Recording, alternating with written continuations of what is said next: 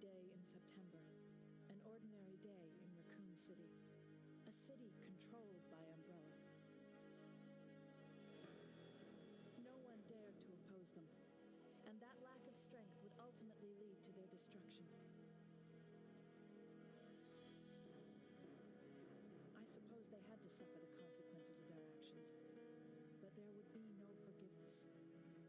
If only they had had the courage to fight. It's true that once the wheels of justice begin to turn, nothing can stop them. Nothing. It was Raccoon City's last chance, and my last chance. My last escape.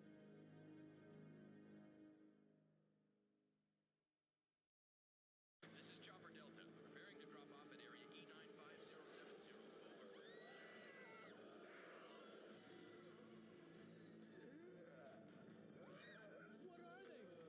do it. Let's move. Go, go, go, go. Fire!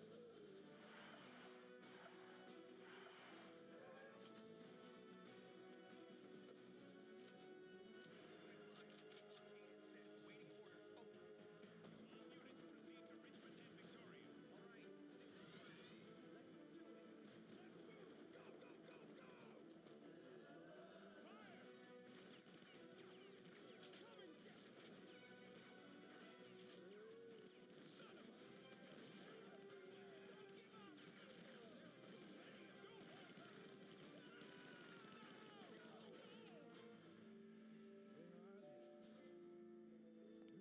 up. There's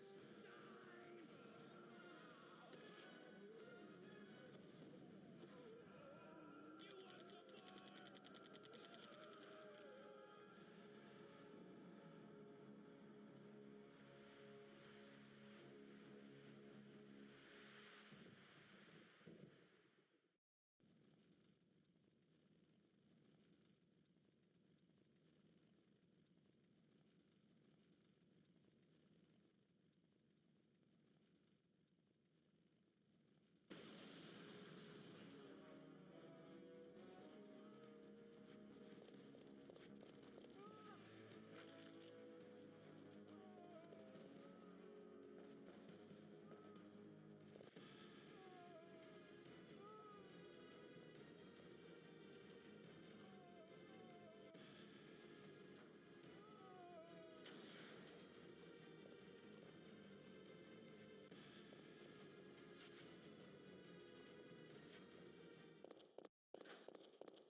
many of them. September 28th, daylight. The monsters have overtaken the city. Somehow, I'm still alive.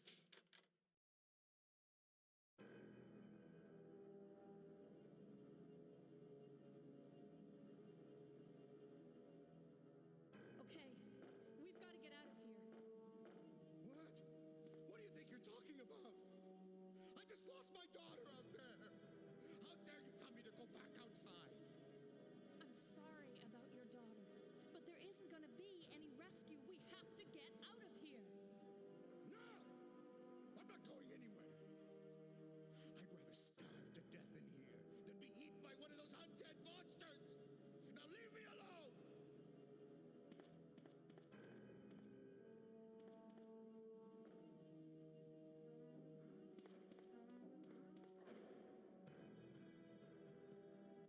I've told you! I'm not leaving! Never!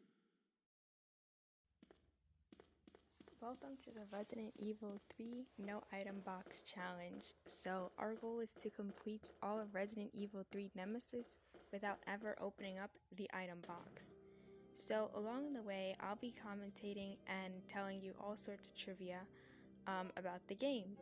Our first point of trivia is that this is the first entry in the Resident Evil franchise to introduce the quick turn, which is very cool. Another thing you probably noticed is that this is also the first entry to introduce walking up and down stairs freely. In later games, specifically Resident Evil Remake, you can do a particular strategy when fighting the other zombies, and if you walk up and down the stairs, you can basically bait the zombies to vomit as opposed to lunging and biting you. So this game introduces that. This game also introduces emergency dodging, but we will not be using that very often because it is very, very hard to nail. So our best thing is just going to be like avoiding using it entirely. So if I do end up dodging, it's probably by accident.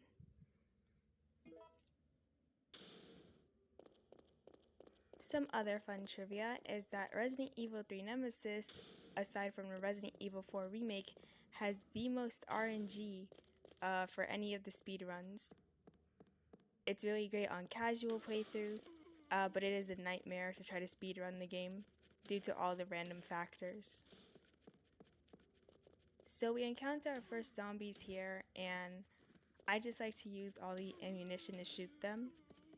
At this point, you get 2 gunpowder A's, so I just like to use 1 to give myself enough handgun ammo if I need it.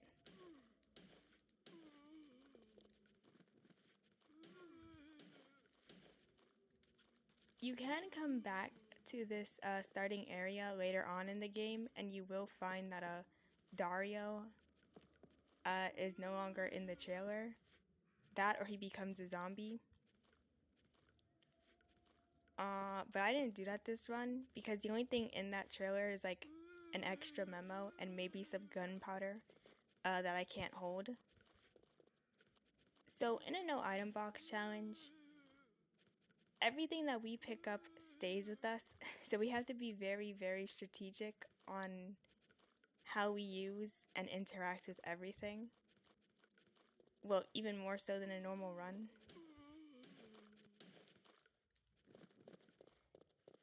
So we'll be using some suboptimal strats, so this isn't a speed run by any means. It's actually very slow.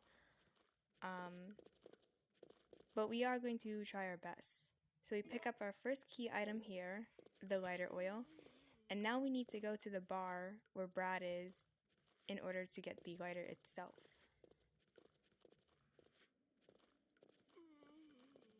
So just like the first 2 games in the series, you could use audio cues from the zombies, the hunters, the dogs, to figure out where exactly they are in relation to you. There's a very heavy emphasis on using sound, just like in Resident Evil 2 and in Resident Evil. So we make it to like the uptown main street, or at least like we're getting to it. Alright, so this is the front of the bar. Don't bother with that door because it's locked from the other side. You can pick up the map over there, but I already know where I'm going, so I just run straight through. You may have also noticed that I've been skipping the door cutscenes, because that's something that you can do on the PC port. I find it very nice. You can't fully skip loading new areas of the game, so I like to let the door animation start and then like stop it midway.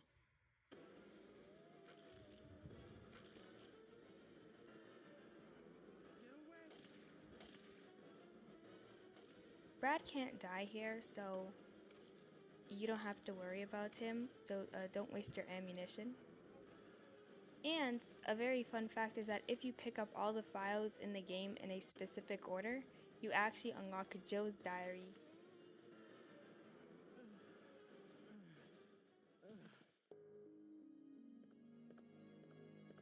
Brad, hang in there. Why isn't someone doing something about this? I didn't know you were still alive, Jill. The police aren't trained for this kind of situation. What could they do? Listen, he's coming for us. We're both gonna die. What are you saying? You'll see. He's after STARS members. There's no escape.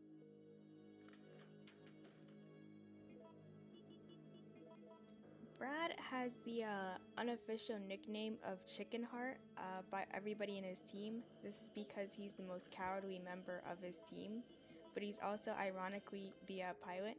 So that's Brad, who left us to die in the first game.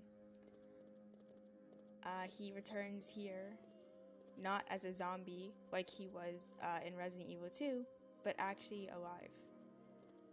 The Resident Evil 3's timeline is a tiny bit weird because the first half of the game has Jill running around Raccoon City before Leon and Claire show up, and then the second half happens after Leon and Claire escape. So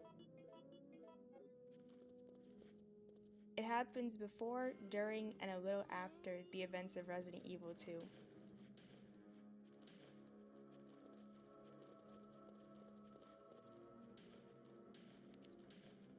You notice this zombie running straight towards me. That's also a new thing with zombies in Resident Evil 3 Nemesis. It's called going turbo. So sometimes zombies will shamble towards you like in previous games, and other times they will actually start running to keep up with you. And this is because Resident Evil 3 Nemesis is much more action oriented than the previous two titles. Code Veronica also continues this trend, but they were both developed and released around the same time,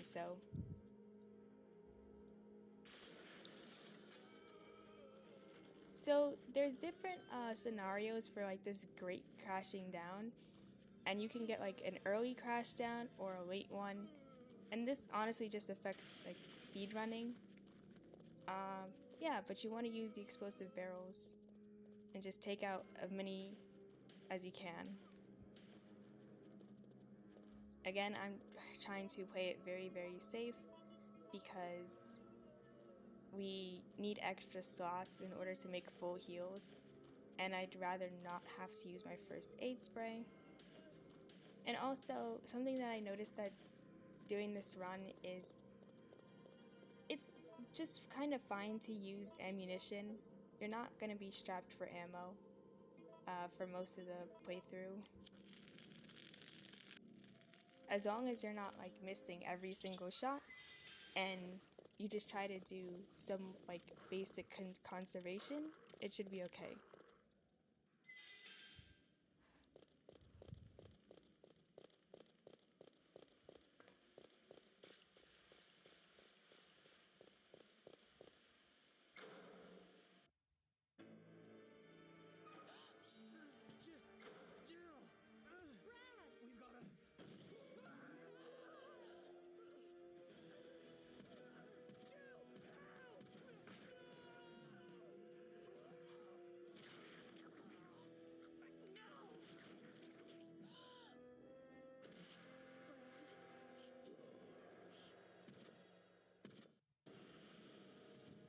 Alright, Resident Evil 3 also shows us the precursor to Resident Evil 4's QuickTime events, the heartbeat moment.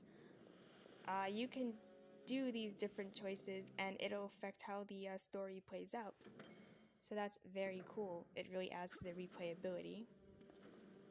Now, normally in order to get through the RPD, you need to either fight Nemesis and pick up Brad's ID card, or you run away from Nemesis and you pick up Jill's ID card in the RPD to use the terminal to find the code in order to get the emblem key to get into the STAR's office. But because there's only a set number of solutions and we have the internet, we actually don't need to pick up either one of the ID cards, and we get ourselves a free inventory slot that otherwise would have not been able to be used because you can't discard the ID card even after you finish the puzzle. So we get the emblem key and we will have a free slot available when we're coming back down to get the blue gemstone.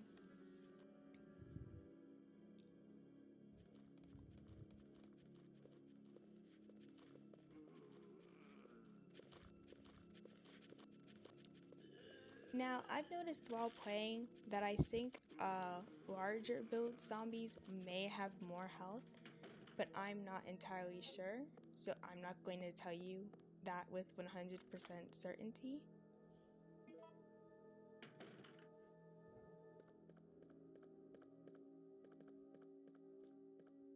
Alright, and then I just run around and I do some like silly stuff.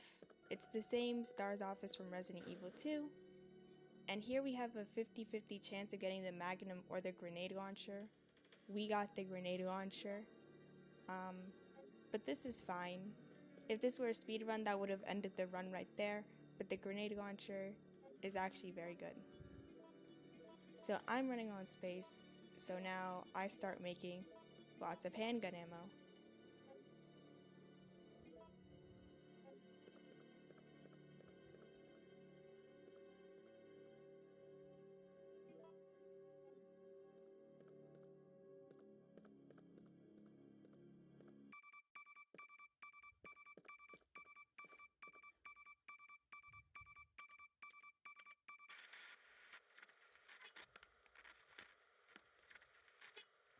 No! Come anyone! Our platoon is cut off! No survivors found! This is Carlos! Send in support immediately!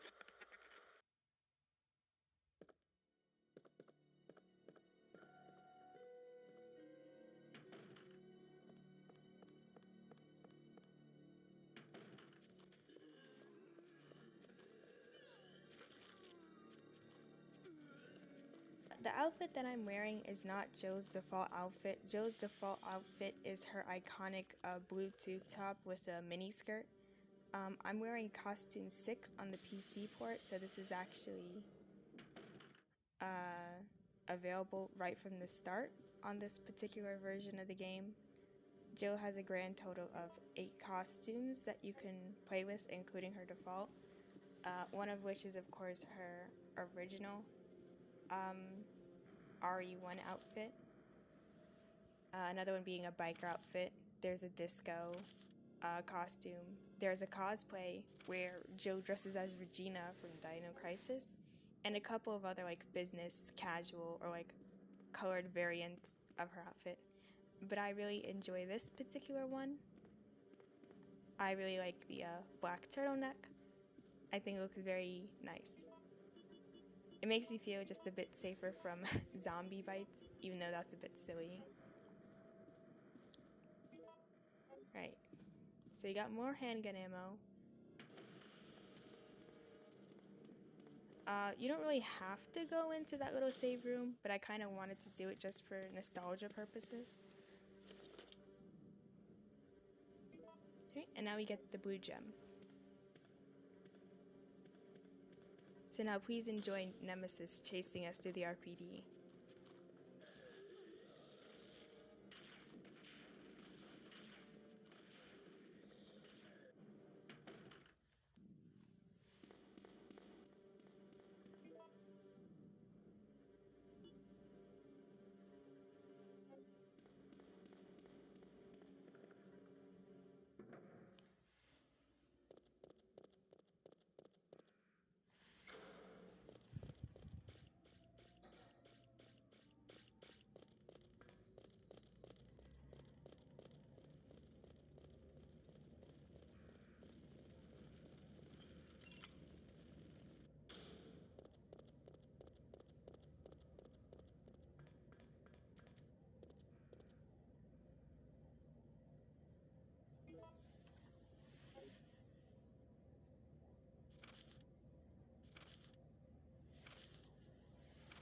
So here we have another diary. A lot of the memos I'll just kind of be skipping over. If you see me staying longer on the pages, that's probably because I'm mentally reading it. But feel free to pause at any time when I pick up a memo just to read the text, because I do skim through it quite fast for most of them. Because most of these aren't first takes when I'm playing, and the entire playthrough is like cut up by like 13 different saves. So you might notice some like odd cuts, some like weird chopping. But I promise you I'm not like cheating or anything. That's just how the recording software gets like turned on and off. And you guys don't really like need to see all that. So I did try to make the saving, the gameplay like as smooth as possible with like good old fade transitions. So don't be concerned.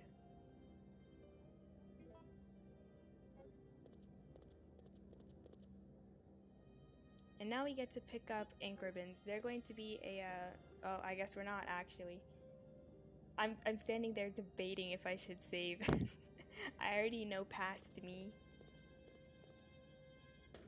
Yeah, and then I ultimately decide, yeah, I can survive long enough to like meet Carlos and get the wrench and everything.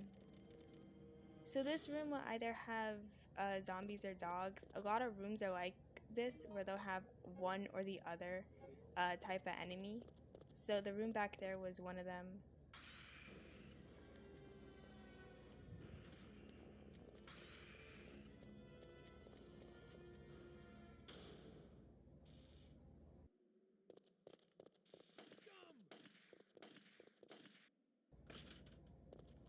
Now, we do not want to go into the restaurant. What we want to do is we want to kill all the zombies here, and then we want to go to the raccoon press. Because the way that the second gemstone works, the green one, is that whichever place you go to first, the gemstone will be at the place you didn't go to. And if you head to the restaurant first, then how Nemesis behaves and the chain of events makes things like very inconvenient. Like I think he follows you around for longer if you head into the restaurant. So I'm playing with a very specific type of choices because this game is just that varied, which again is like a lot of fun, but for a run like this, I feel it's best to just play through with like a specific like type of pathing, because again, some of these corridors are very tight, and because the dodging I haven't mastered, you know, I have to rely on brute forcing my way through it.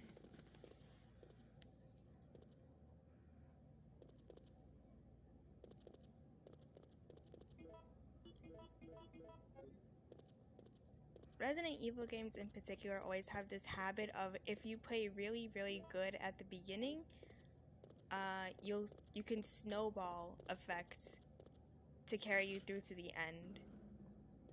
So these starting sections are very, very important.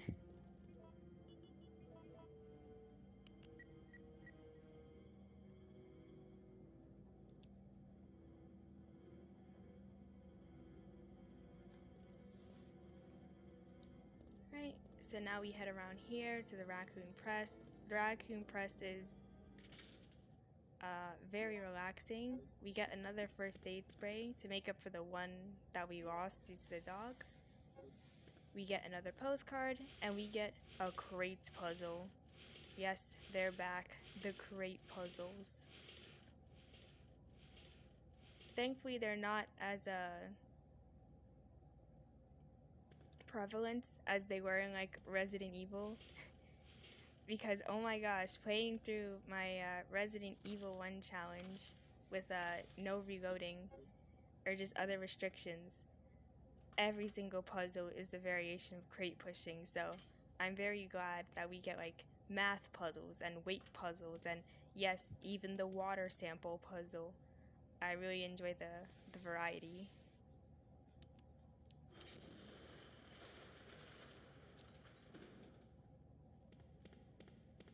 Alright, so we head up these steps, and don't worry, you do not take damage from the store. And now we get to meet the man with the good accent. Hey, Where am I?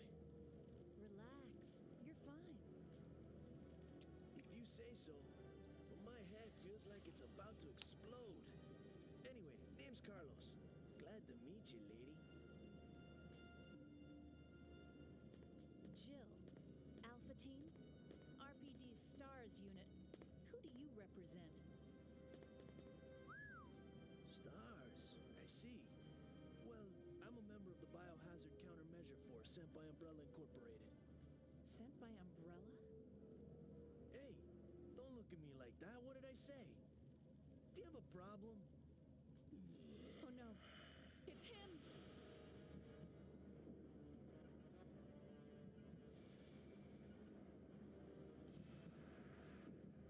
Come on! So if you try to hide in the back, you and Carlos will have to fight Nemesis. Just so you know, I'm not into that pain is pleasure thing, okay? Just deal with it. That thing wants me dead. We've got to get out of here! And there's a red herb here. Two of them actually. Wait. I have to ask you something. I know. You want to ask me out? All the foxy ladies love my accent. It drives them crazy. I have to know. Why did Umbrella send you here? Because we're on a civilian rescue mission. Oh, you're full of it. They're the ones who caused all this in the first place. Look, we're just mercenaries, hired hands. Do you really think the master would tell his dogs why they have to retrieve the stick he just threw? Listen, if you want answers about Umbrella, you're asking the wrong guy. Believe it or not, we are here to rescue civilians. If you can trust me, join us. Think about it.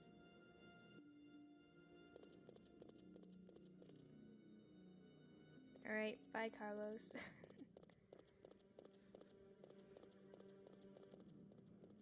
Yes, but now we have to run back to the restaurant.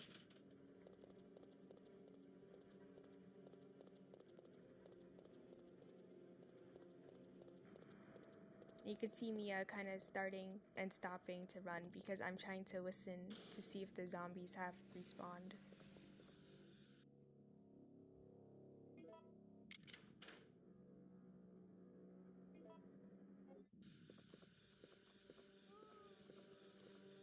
Yes, so this restaurant has quite a lot of zombies, and I take an embarrassing amount of damage to them.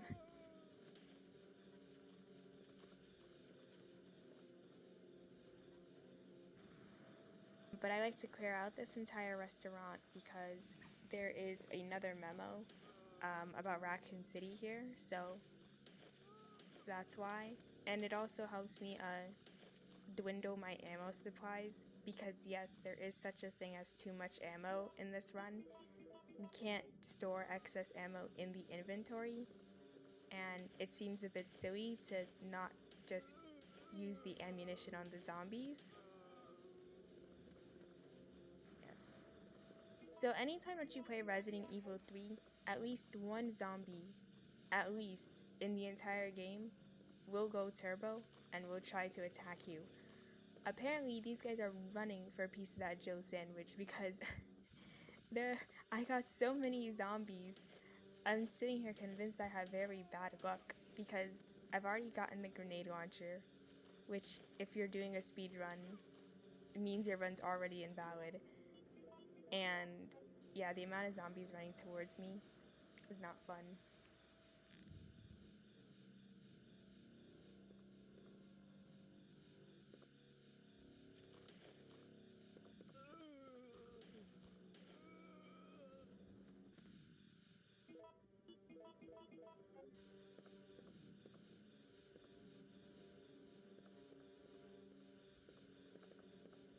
Something that I also really do enjoy about the backgrounds is that apparently they're not actually pre-rendered.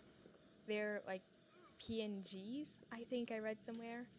And I don't know if that's true for this game, but it's definitely true for Resident Evil 2. And this is a very huge thing because it explains how they managed to fit, such a long, extensive game with all these environments and stuff while still being small enough to fit on things like cartridges and like singular discs. Because Code Veronica comes out on 2 discs, but I believe Resident Evil 3 Nemesis is still on 1 disc. So it's very impressive. So there's all sorts of different ways that they try to like save on space when making this. So that's a very like fun tidbit about the environments in the older games. Because if you look at a similar game at the time like Dino Crisis, which had fully like 3D pre-rendered backgrounds, right? You notice how barren and empty the office complex was. Very few like accents and details compared to Resident Evil. Because it is a drain on the system and on memory space.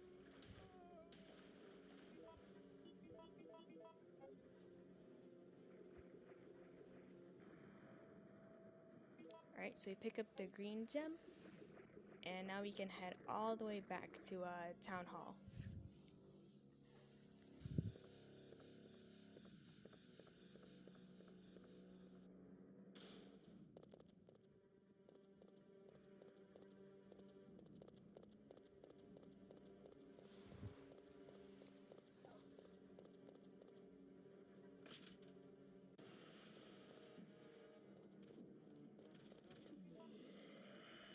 Ah, yes, Nemesis. I'm so glad you've decided to join us. Watch as I loop-de-woo around him and pray to the heavens above he doesn't grab me. Because if Nemesis grabs you and you have enough health to still live, he'll toss you. But you have to mash the controller, all the buttons, and the directional buttons to get up. And if you don't get up fast enough, Nemesis will pick you up again and do even more damage. And he can just keep doing that until he murders you. And I know that from first-hand experience, because that is how a majority of the deaths this run happened. So the moral of the story is, don't let big men choke you out.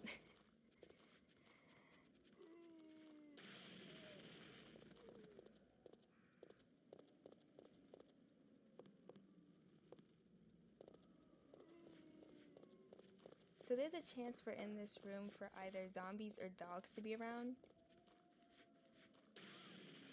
You can see I almost killed myself there because I'm used to the dog layout of this room, not the zombie layout. And I did not realize that red barrels did that much damage. You're one of the survivors from the rescue team, right? I just ran into your teammate, Carlos. How did a girl like you manage to survive? Hey, I'm no ordinary civvy. I'm a member of STARS. Stars? You mean the RPD Special Force Team? Hey, is someone wounded back there?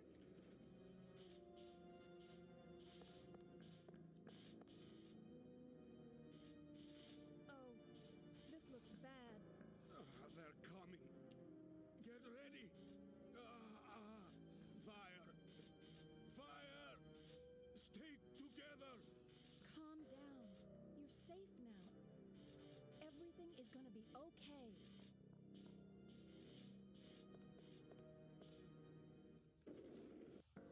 So Jill, did you decide to help us out? It looks like we're the only ones who survived. We should work together. No, we can't trust her. Why?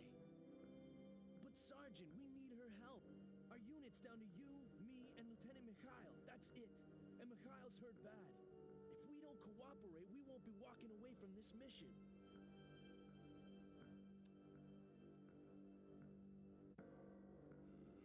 Fine. Then let's go over our plan. We're moving to the clock tower area, which is the designated landing zone for the extraction chopper.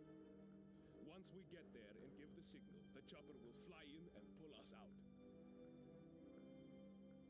That's a lot of ground to cover. I don't think we can make it on foot. The main problem we have is that the landing zone is cut off from here by the fire. So we have no choice but to use this cable car to navigate through it.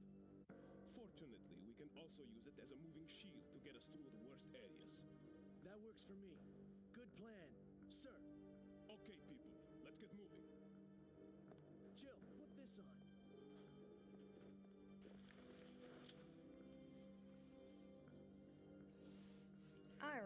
so now we are chilling here for just a quick minute. Yes. Jill Valentine has a little idle animation of where she kind of impatiently taps her gun against her thigh. W.S. Anderson's Resident Evil Apocalypse film has an actress who does the same thing, and the actress stated that she really did enjoy Joe's mannerisms. So it's nice to see that little detail play out on cinema, even though those movies aren't really the best. Alright, so now we get our classic find 3 of these things to get out of here. This happens with Claire and the stone tablets in Resident Evil 2, and it even happens with Leon and the chess pieces also in Resident Evil 2. Right, but now we have 2 more inventory spaces courtesy of Carlos, and I take this opportunity to grab the 2 green herbs.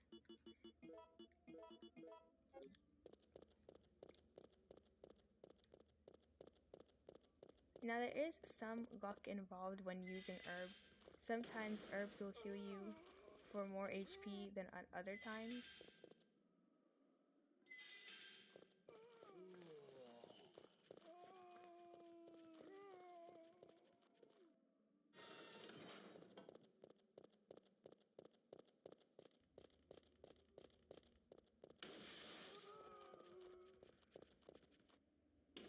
So now what you should do here is you have to run all the way back to where you first encountered the fire hose, which is almost right back at the beginning of the game, and then slowly work your way back towards the cable car.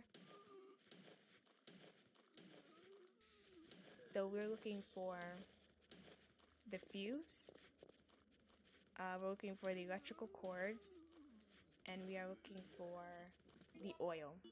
Now the oil comes in 2 separate parts. It comes in the oil additive and the oil itself once you manage to get into the gas station.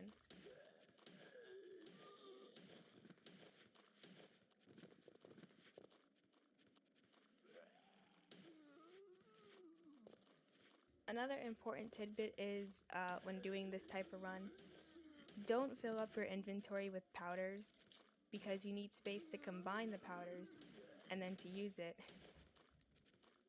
So realistically, you're not going to be picking up a lot of weaponry either. And the whole gunpowder situation is actually the reason why this challenge is really, really difficult to do on easy mode. Because you get the assault rifle at the very start of the game, and you can't put it away, but you can't combine any of the powders to make assault rifle ammo. So once your assault rifle is out of ammo, that is just an inventory slot taken for the entire game. And I'd argue that this section right here of getting the cable car fixed is the part of the run where you have to be the most aware of what you're picking up. Because if you do this in the wrong order, you have to reset.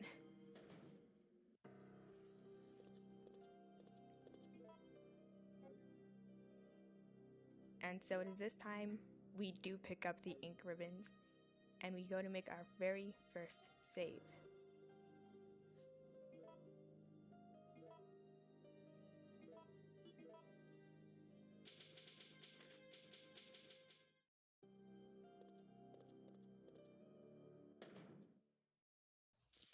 So just like in the first Resident Evil, if you walk around the dogs, they won't immediately aggro onto you.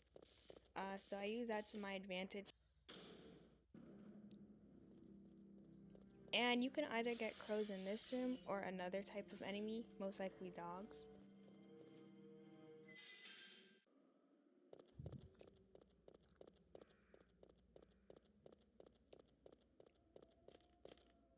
Right, so now here we use the wrench to get the fire hose. And we are going to use it to put out the fire in the next room. Now at this point you can run back and Dario should have left his trailer open. I don't know, maybe he got hungry, but he won't be there anymore. So this would be the time to backtrack to the first part of the game if you really wanted to see that.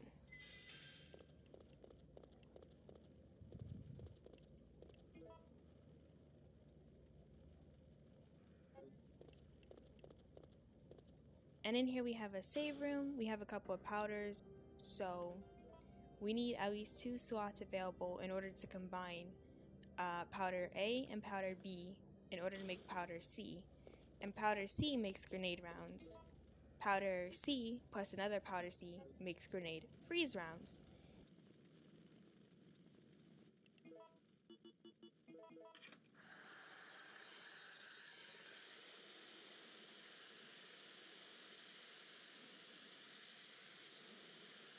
And you can find all that information in the second instruction book. I will be referring to that instruction book later on in the run, but right now I'm just doing it mentally. Or, you know, maybe I'm not doing it mentally because I'm stupid. But yes, here's all the combinations. We will be opening up that book more. There's no limit to how many grenade rounds you can put inside the grenade launcher, as long as they're all the same type, so we use that to our advantage, to eventually load in like 60 grenade rounds at once at one point in the run. It's very funny. You just imagine, it's like a minigun, but instead of the long chain of bullets, it's like a long chain of like grenades. So you can use that square crank over there to go back to the room with the chalk drawings on the ground in order to get some more ammo. No! Don't make me do this, Murphy. I don't want to shoot you. Kill me. I finished. Not human. Wait, we don't have to do this. Please hurry. Before lose conscious. Before too late. Kill me. Yeah!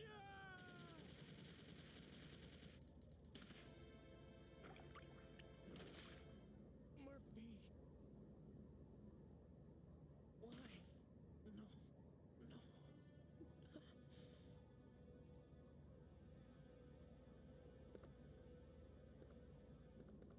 Carlos! That fall to your knees animation and smack the ground is an animation that has been present since the first Resident Evil.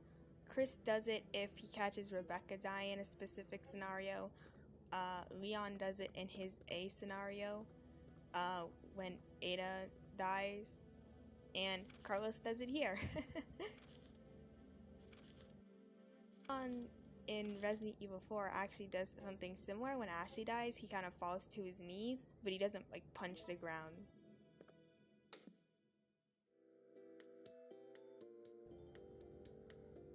There's actually 3 solutions to this puzzle. It can either be Adravil, Aqua Cure, or Saf Sprint.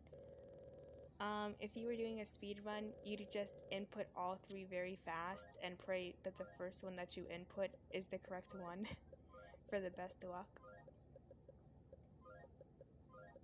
But I just went the normal route and I just used the TV remote.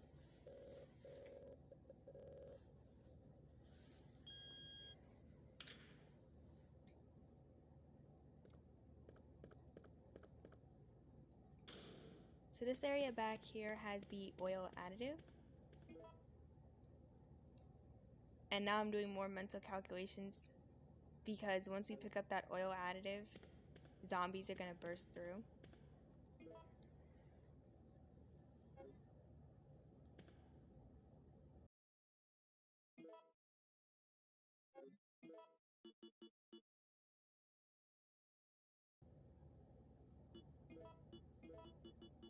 So this is what I mean when I say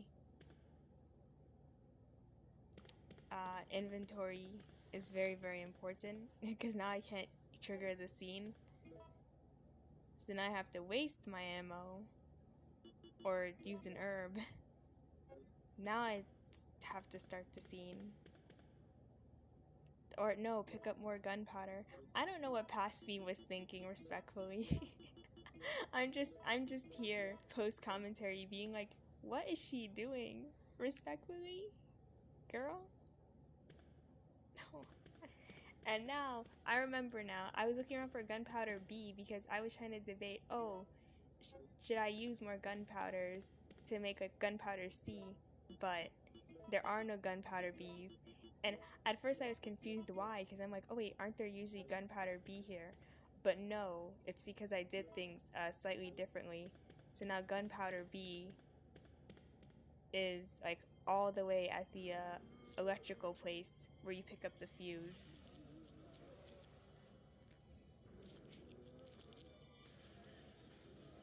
But I don't know that.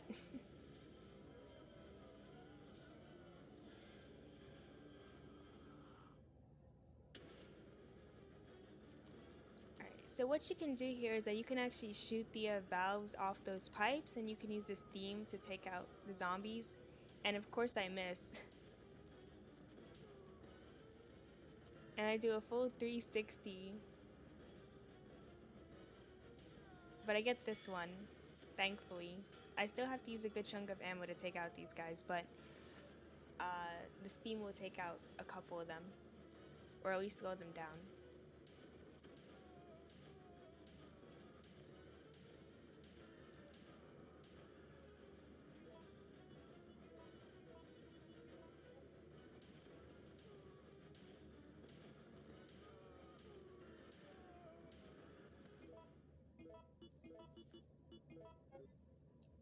Right, wait for the scary music to stop, and now you run out. Now there's gonna be a lot of zombies in here as well, so I think I do get grabbed, but it's fine.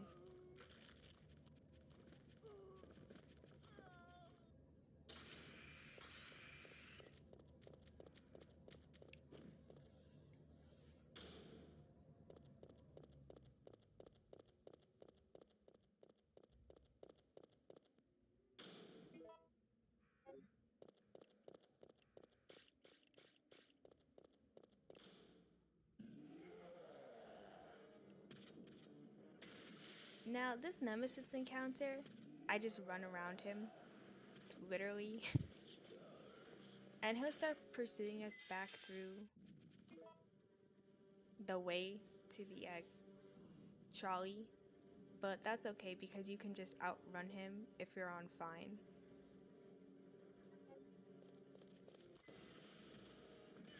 Well, you can outrun him with a singular punch to the spine, is what I meant.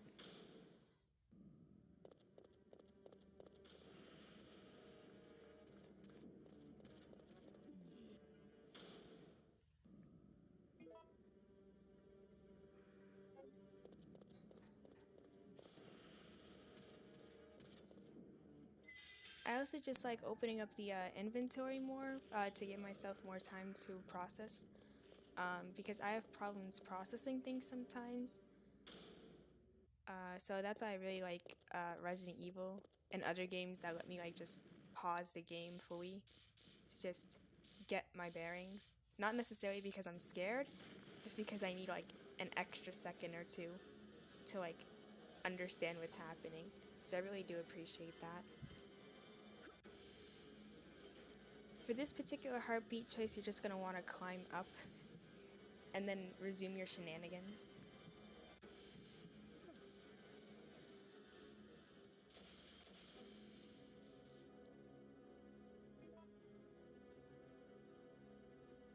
And I still have to go back and get the rusted crank anyways, so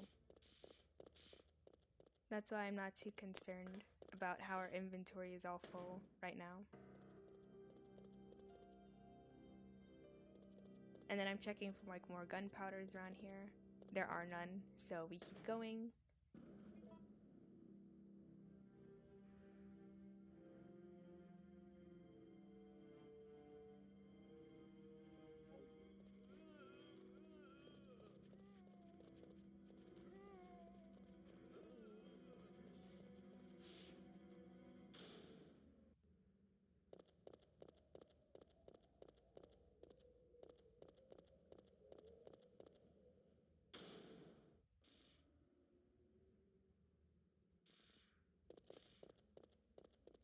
Yeah, so if you ever notice those like little pauses where like I just seem to kind of blank out, that's just me trying to remember exactly what I was doing and what I need to do next. So yes, it does make the gameplay look a bit more janky, but we do finish the run, spoiler alert, so I'm not too pressed about it.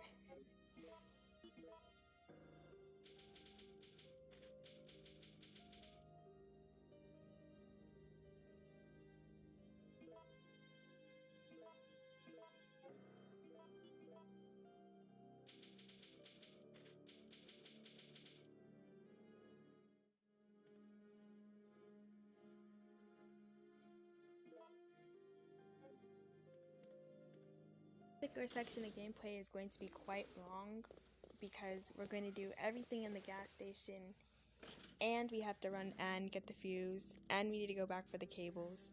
So we did all the setup work, now we just have to execute it. And then we can finally get to the clock tower.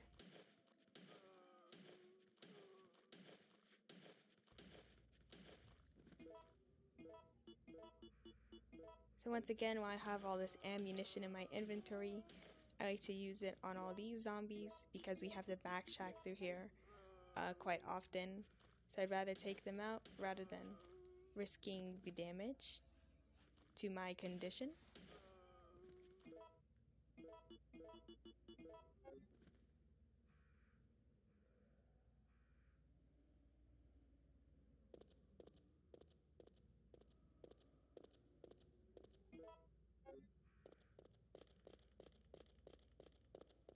It's very important to remain in good health for as long as you can, because if you're in good health, you can always just run by certain sections again when you save. But if you're just limping around all the time with no healing items, things get significantly harder.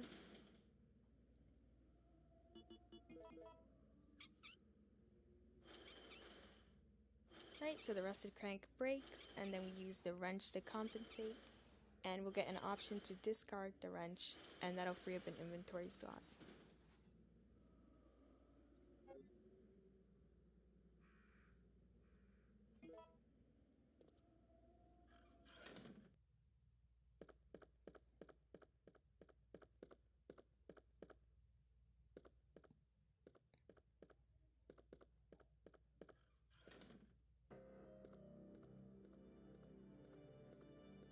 I'll check over there.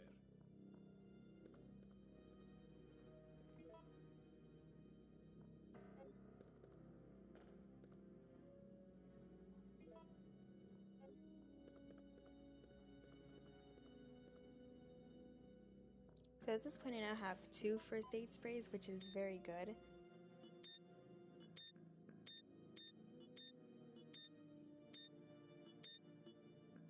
This puzzle with the blinking lights is random. In order to solve it, I just click buttons randomly until it lights up and it beeps very satisfying like. And I do get very happy when it does little dun dun dun dun dun dun. It's a very nice sound.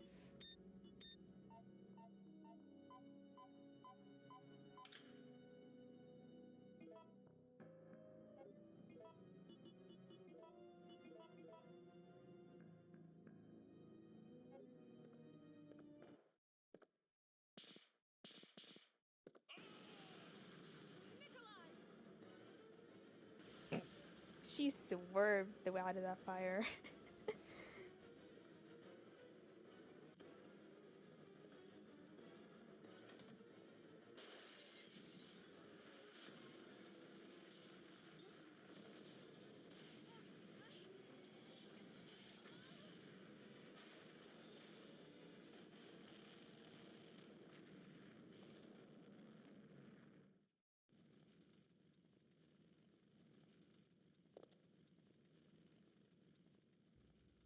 I also wanted to talk about Jill and her heritage because apparently, according to like the earlier novelizations, she's like part French and part Japanese, I think, or some like mixture.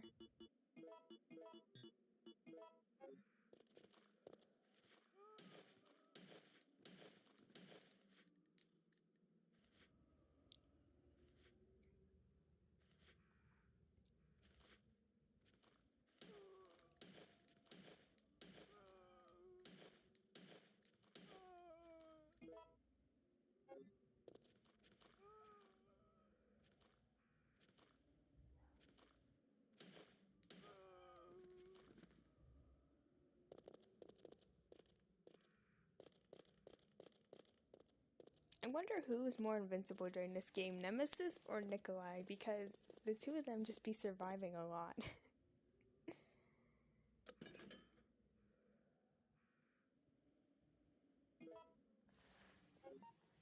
But back to what I was saying about Jill and her origin. Apparently her father was like a petty criminal, and that's where she picked up her lock-picking skills from.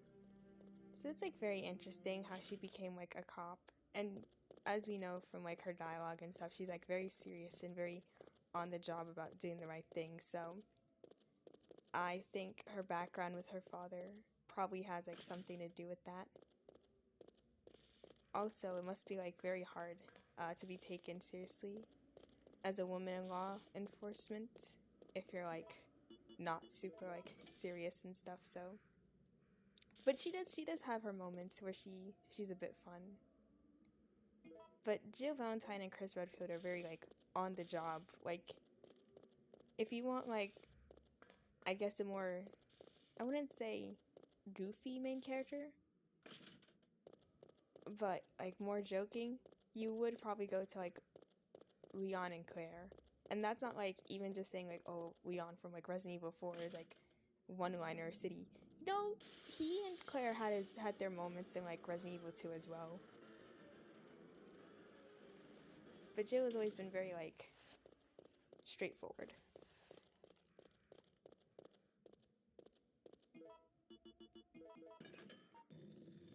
One of the best things about Jill Valentine from her original appearance was that she played exactly the same as the guys. Like, she was dressed up in, like, you know, her heavy shoulder pads and stuff. She's just, you know, there doing her job. Her being a woman didn't really affect anything, which is, like, you know, very, like, loved and very novel for the time. And then in Resident Evil 3, they like give her more fan service with like the whole tube top and miniskirt. I personally have never minded this choice because it makes her like more vulnerable, you know? And that's what like all of Resident Evil 3 Nemesis is about. This is like Jill Valentine at her worst state. Like, she has survived the Spencer Mansion. You know, she got hospitalized for a little bit afterwards. Now Umbrella's like looking to take her out while she's like locked in her apartment basically. And then, just as she's making plans to leave and like delve further into this conspiracy, the apocalypse happens. And now she's being pursued by this weapon bioengineered specifically to kill her. You know, she doesn't trust Umbrella. You know, she's very callous even towards like other people at this point. And I think it's okay to have like a character who's been through like trauma and like, you know, not there like a crying mess. Like, some people do just get angry and bitter, you know, as a result of like bad things happening, right? And that's also why I really enjoy how her relationship with Carlos progresses, both in the original and the remake. Because, you know, he is like a bit more goofy and a bit more like, you know, lighthearted. And even though he is like technically working for Umbrella, you know, he's like most of the people in Raccoon City. He just genuinely did not know this was going to happen at all, you know? Like, everyone's like, oh yeah, Umbrella's a bit shady, Umbrella's a bit weird. But nobody's ever sitting there thinking, yeah, these guys are gonna unleash monstrosities on the town, you know? So, yes. I like both Resident Evil 3 and Resident Evil 3 Remake. Of course, I have like the same chief complaints of like Resident Evil 3 Remake being incredibly short, but I do like both iterations of both the characters. So I just really like Resident Evil. Now this power plant can go like a lot of different ways. Like Nemesis can show up and like rocket launch zombies. And I don't know exactly what triggers all those different outcomes, but I will tell you that this is a different route than how I've been practicing. So like for this final cut here, this is like my first time doing this route because I was curious as to what was in the other room.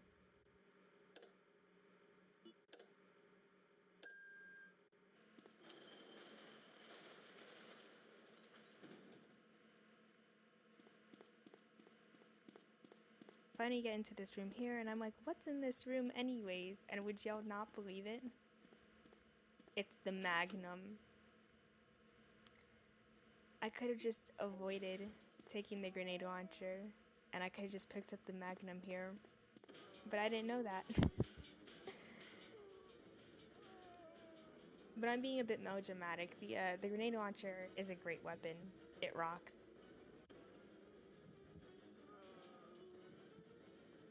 Yeah, so I still needed to get the fuse, so that's why I decided to increase the electricity output, because I'm like, no, the fuse is in here, and I need that to leave.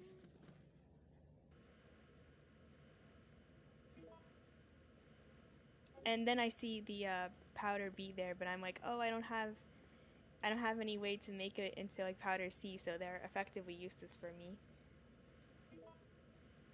Ah, yes, and then once you increase the electrical output, the puzzle solution changes, only slightly. So now I have to figure that out in order to get the top door unlocked.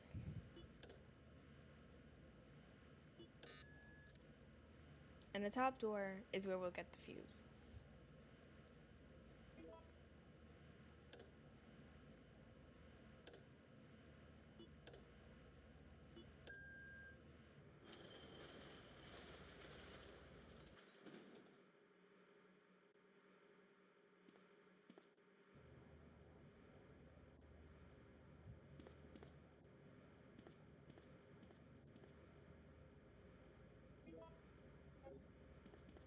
Alright, at this point I'm very scared because I've never done this route before, so now I'm terrified that Nemesis is going to be waiting for me the second I walk outside.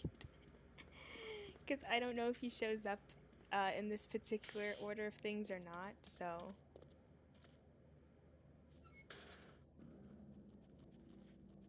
And I also do not have enough handgun ammo to take him out.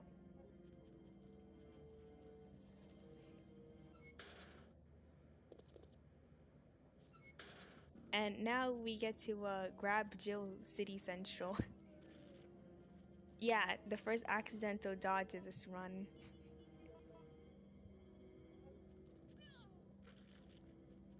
I still don't know how to dodge in this game even after completing the whole playthrough.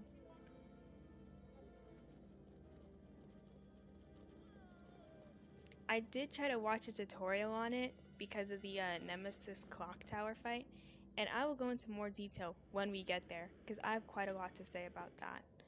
But I did try to look up how to do the dodging consistently, but I just couldn't really figure it out.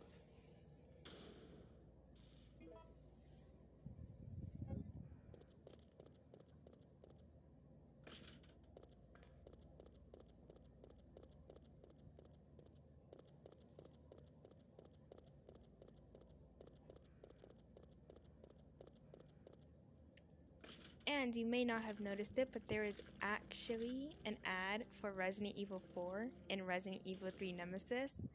Comment down below where you saw it. Have it a fun little like Where's Waldo type thing. So let me know down in the comments below where you saw the advertisement for Resident Evil 4. Don't think I forgot about it.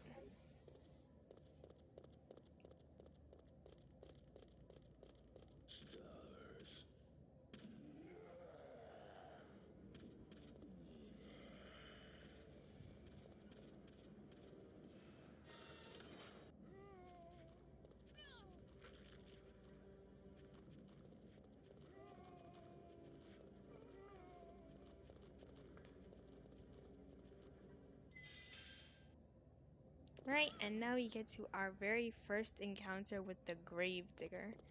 I actually kind of forgot that he's a thing that happens before you head onto the trolley.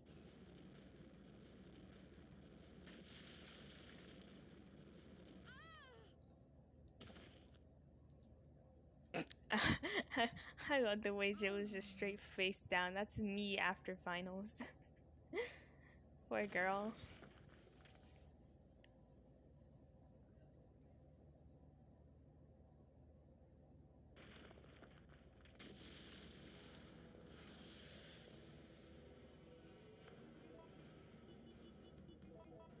Right, the good thing about this fight is that you don't have to fight the Gravedigger. You just need to click the 2 buttons in order to get the ladder to drop. And then you'll be good to go.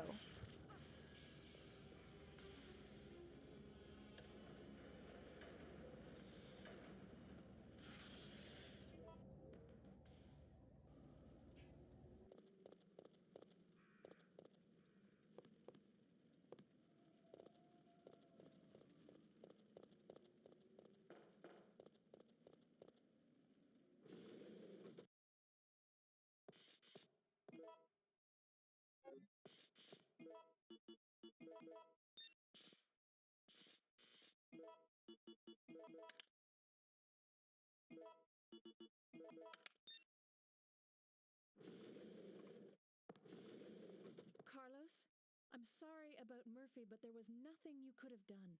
Yeah, you're right, Jill. I'll operate the cable car. Nikolai won't be joining us.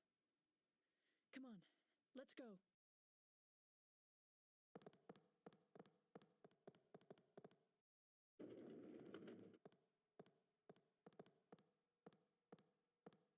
It's looking good.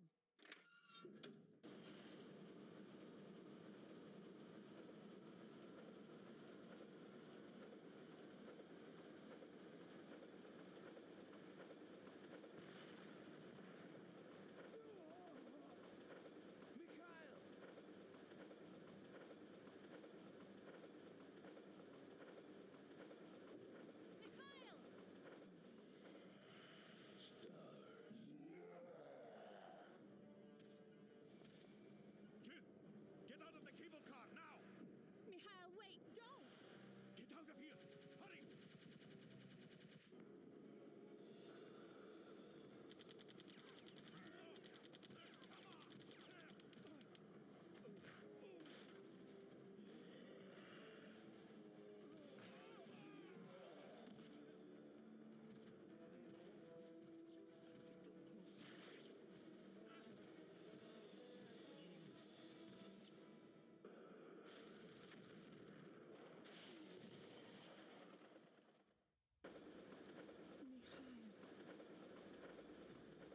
No, the brakes are out. No, the brakes are out. Alright, you want to use the emergency brake.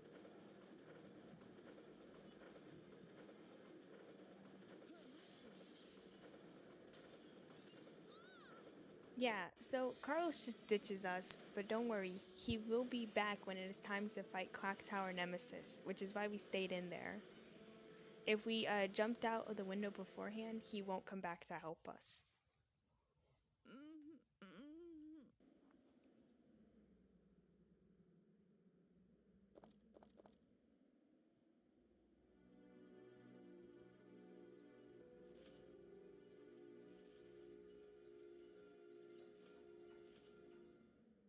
Welcome to the St. Michael Clock Tower. Now that front door is locked, but you can go in through the side door. And there is a piano. Yes, I did check if we can play Moonlight Sonata. No, we cannot play the Moonlight Sonata.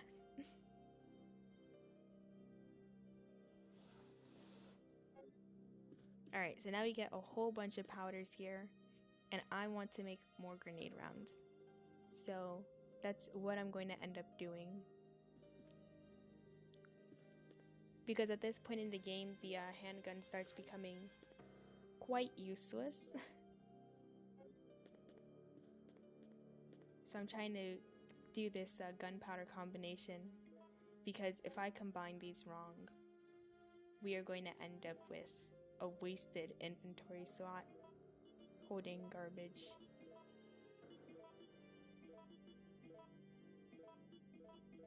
Alright, so I make some freeze rounds. And freeze rounds are the best thing to use against Nemesis. That and magnum rounds. So a couple of freeze rounds will do us good.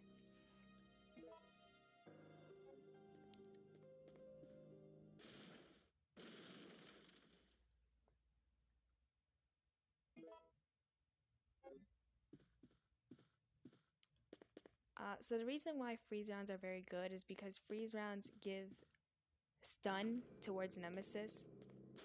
So we can stun him and then safely attack him afterwards. And then magnum ammo rocks on Nemesis because it's the magnum. There's no other explanation needed.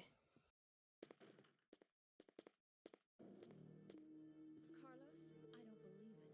You're alive. I'm not sure how we're gonna get out of this town. What are you talking about? We made it. You don't get it. They have no intention of letting us make it back alive. Do you really think we can trust their great evacuation plan? Huh, it's just a piece of paper. But we don't have any other choice than to trust them right now. No, if we're gonna die, then we should get to choose when it happens.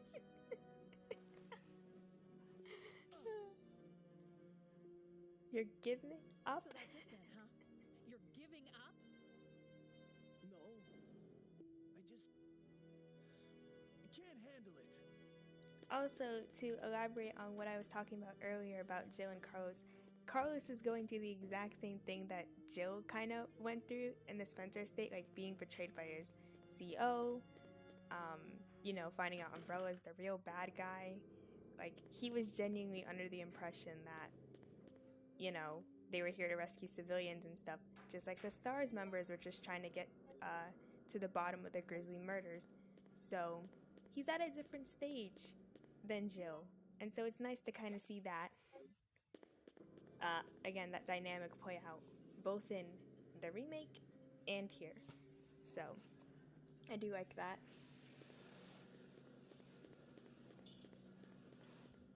And then I forget if I pick up the clock tower's key, even though I used it to get out of there. So watch me be silly, run into walls, and then realize I picked up the clock tower's key. Yes, I did pick it up. This is why I'm constantly checking the inventory. You see another zombie turbo to kill me.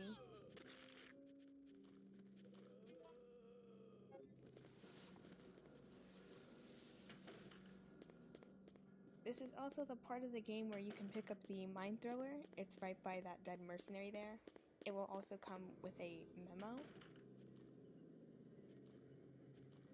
on how to use the mine thrower.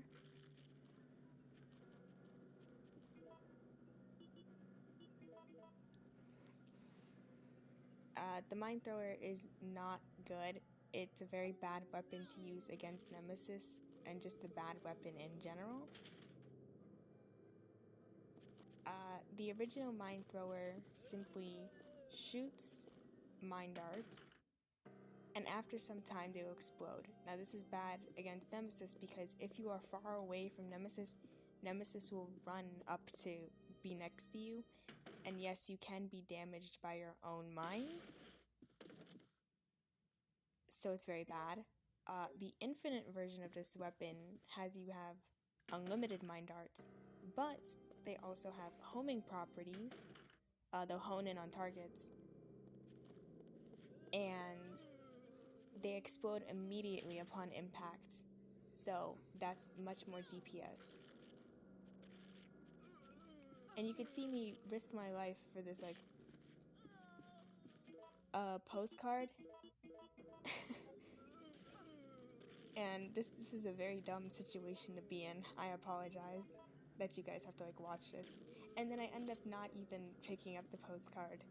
Oh, and this doesn't just happen once. It actually happens a second time. When I'm leaving the clock tower, that postcard almost cost me my entire run. And I didn't even end up picking it up in, like, the final cut, I don't think.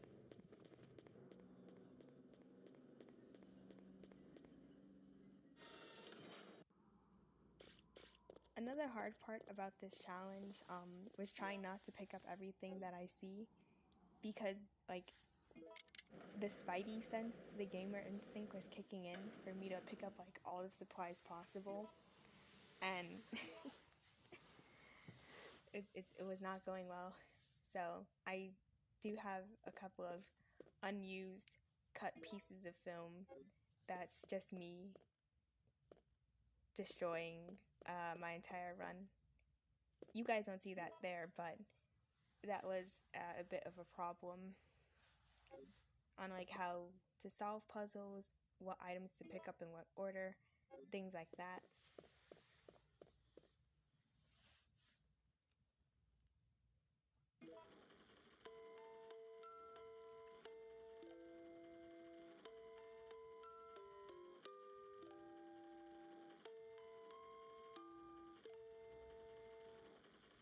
Now, usually in order to solve this puzzle, you would go back down to the first level of the clock tower with the big staircase, and you would see, like, 2 music boxes along the side, and you'd listen to those, and that would help you solve this puzzle. But you can also just solve it by ear and just replicating the memory you heard.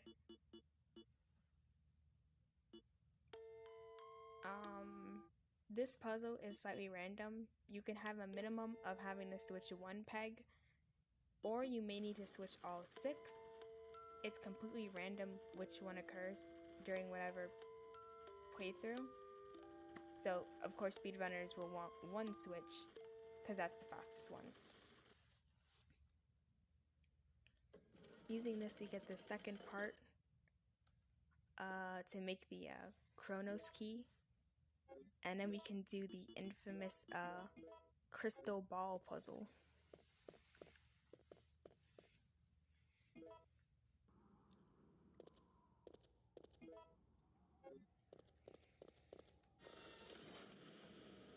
Now, if you use the light here, Jill will push him off Looney Tunes style. If you use the cord, you'll electrocute him with the water, and you'll get Eagle Parts A if this is your first time beating Nemesis.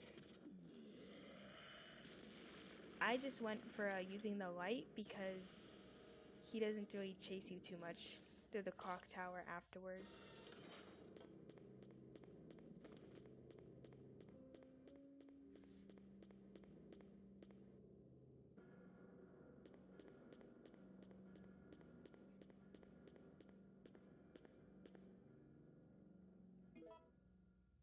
So you can actually see back there was that little music box.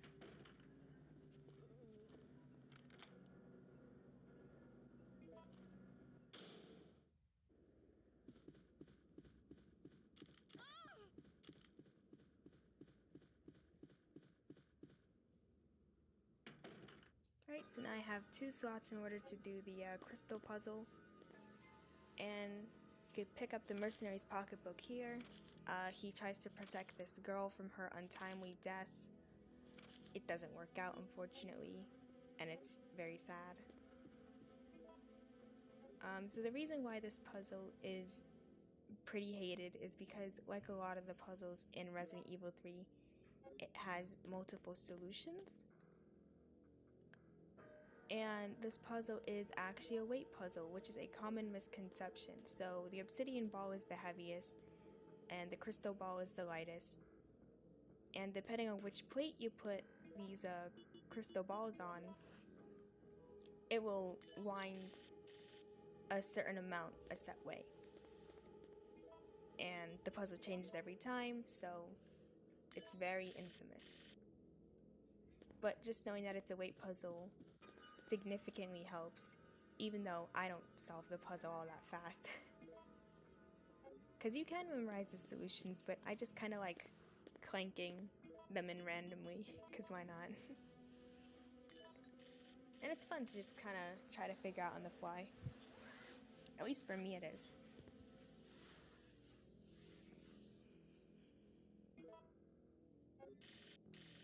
It's the obsession with moving parts for me personally. I like watching the clock spin. I had this very nice wall clock back in my childhood home, and it was like this fake golden, because it was plastic, but it was painted to look like metallic gold, but it wasn't real gold. And it had a little compartment at the bottom, and it had like, I think, these little origami looking type bird figures, and they'd spin around whenever the clock hit like a specific hour or something, and it would make, you know, a sound to signal the turn of the hour. And the little like origami birds would do like this little like dance of sorts, and I was absolutely enamored by how they moved and like how it worked and like how they look. I also like the long case clock in my grandmother's house. I think it's quite lovely, even though it's pretty broken now. But the pendulum still swings, and you can still wind it back up to get the weights all back up to the top. So I like to do that. It makes it like, oh, I'm doing a real life Resident Evil puzzle. Very silly stuff. So I do like machines and moving mechanisms and all that.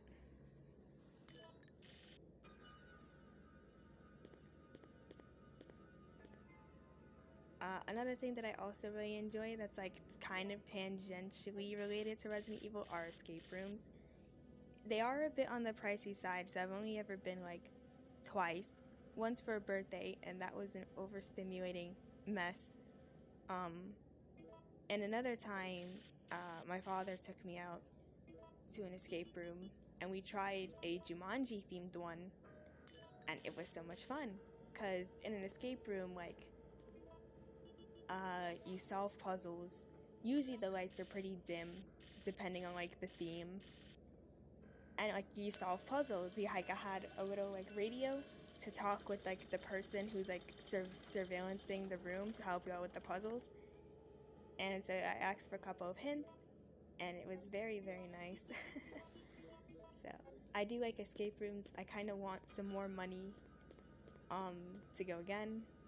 And if you try to push the bell here, Jill will do a little silly thing.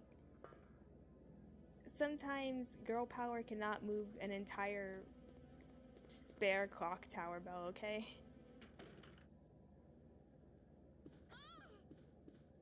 And we are also very lucky that I didn't get poisoned. Getting poisoned is one of the most annoying things that happen in a Resident Evil game, because, you know, you're permanently limping, you can't see your condition, it'll take you down all the way to 1 HP, and it's just annoying if you don't have any blue herbs to combat it, so.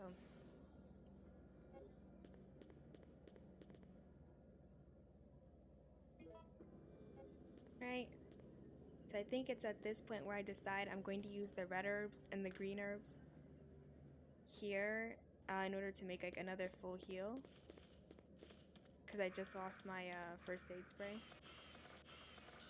and those are blue herbs. Do not pick those up.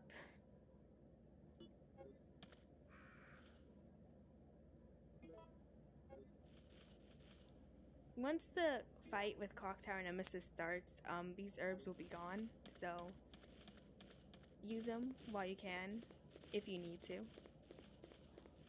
or don't use them if you're doing a challenge where it's like no healing items.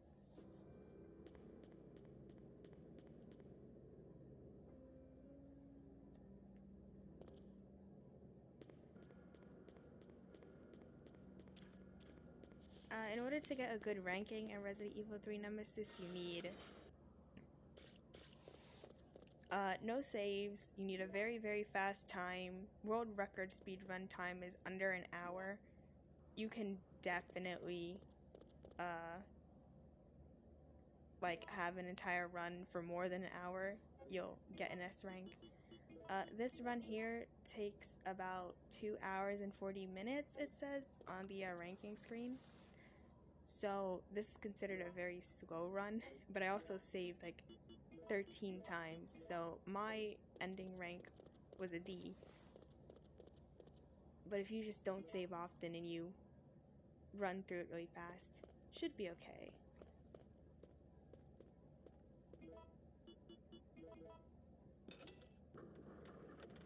Alright, and now what we're going to do is we're going to pick up the ink ribbons here on the typewriter. There should be 3 of them.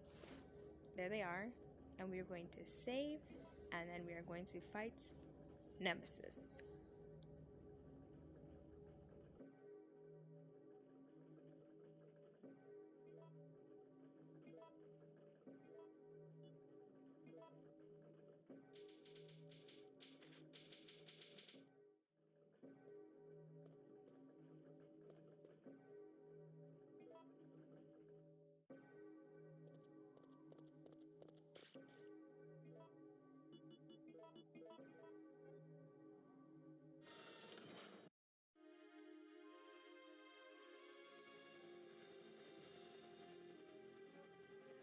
You're saved. Down here! It's finally over. Huh?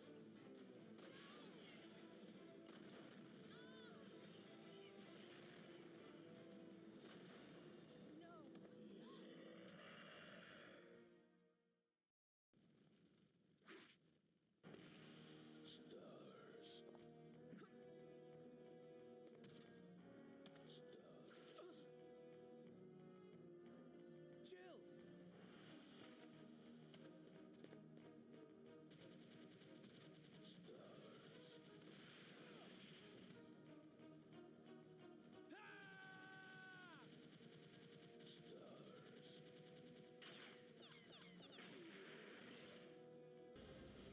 Clock Tower Nemesis is an awful fight.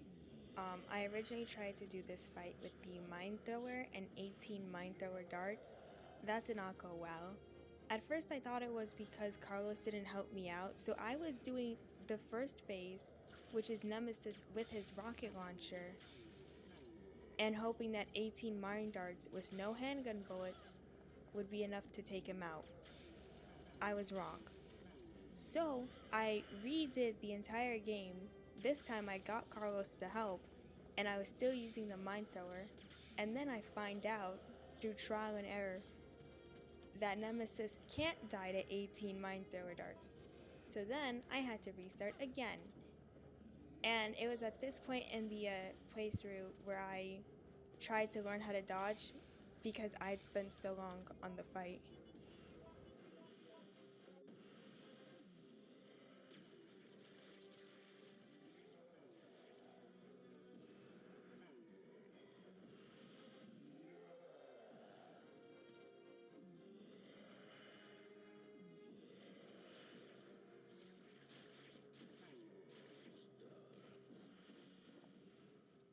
Carlos!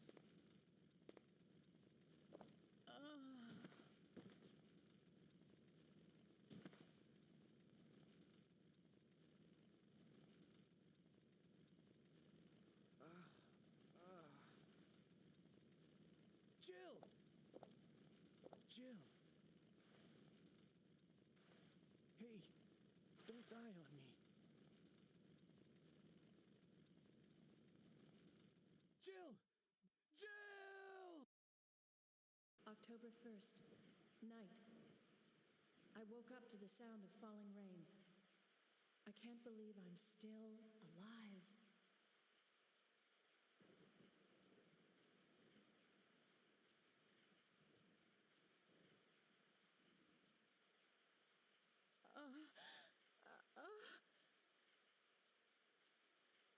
Carlos? It looks like our roles have been reversed from when we originally met, huh? Don't worry, Jill. This chapel is safe. I've been infected by the virus, haven't I? Hey! Take it easy. I'm okay. Don't feel any pain. But that's what bothers me. If I can't feel anything, then what does that mean? Don't give up, Jill. I'll take care of you. Whatever you do, don't let that virus beat you. Here we start off Carlos's section of the game. We get his assault rifle and we get 15 handgun bullets along with 3 ink ribbons. I debated saving here but decided against it because the very next save is going to be in the hospital lobby or the room right next to it. So all you have to do is evade all the zombies until you get to the hospital, which isn't really all that bad. I actually really enjoy the hospital section with Carlos quite a lot. It's a big improvement from the Ada section / the Sherry sections back in Resident Evil 2, and it far surpasses whatever Rebecca does to help Chris, depending on your choices in the first Resident Evil.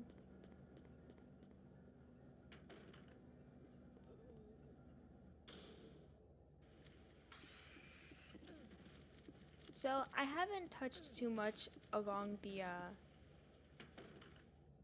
Desmos, I think they're called. Those brain-leeching monsters with the claws. They can stun lock you to death. It's pretty bad. A lot of my runs have died just due to them constantly latching onto me, and then my character shaking them off, and then latching onto me again. Not fun. But here we arrive to the Raccoon City Hospital, and we get introduced to the hunters properly. I like Carlos's little, "Hey, what's that sound?" type animation.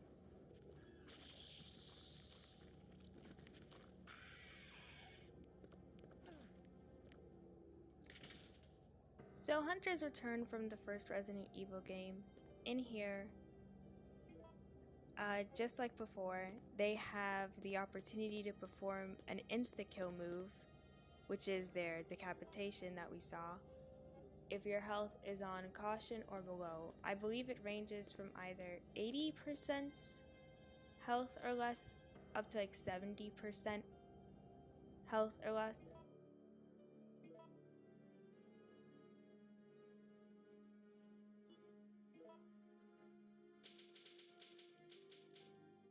The time in between saves become a lot shorter, mostly because we have more ink ribbons and because there's a lot less room to mess up now.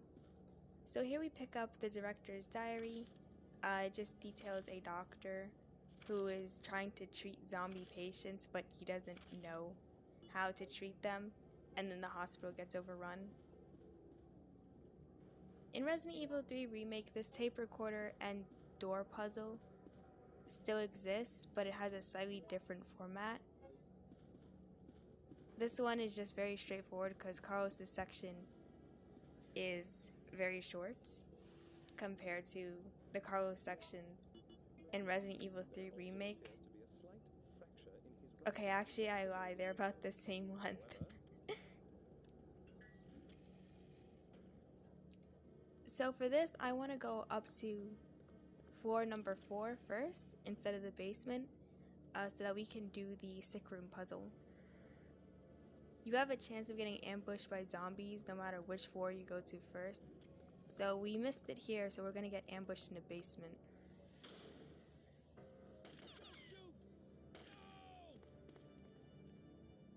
Nikolai? You're still alive? You saw what happened. What's going on? I'm one of the supervisors. That's all you need to know. Wait!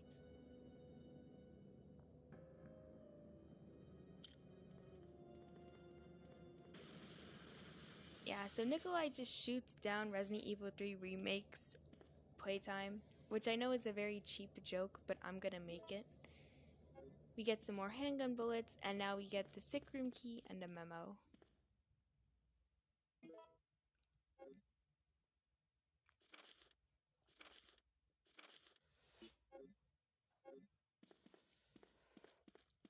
So there is something involving the speed run involving the sick room, and you see I kind of tried to do it here. Basically, you can skip room 401, and when you enter room 402, this shelf, this crate thing you have to push, will always be facing the correct side. So if it's facing the front, you have to push it to the back of the room. If you run in and you see its back, you have to push it to the front of the room. And then I mess up the puzzle. But you have a 50-50 chance of getting this right or wrong. And so what speedrunners do when they're speedrunning Resident Evil 3 Nemesis is that they run into this room, and now they know there's one of two plates that's correct. So they take the 50-50 chance. And they basically hope that they get it right. So this way they don't have to run into room 401 to actually see how to do the solution properly. And again, this isn't like a speed run, but room 401 has leeches, and I don't want to risk losing more health to the leeches when I can just attempt the puzzle. Because the crate does reset position if you do get it wrong, so you're not soft locked, but I just got really lucky there. And now you are supposed to find another note on how to open up this safe, but I just checked online, and we're just gonna try inputting in all the different solutions. So I'll display all the different solutions to the puzzles, for all the puzzles, up on screen throughout the playthrough. And the solutions will always be like those set choices. It's just randomized every run.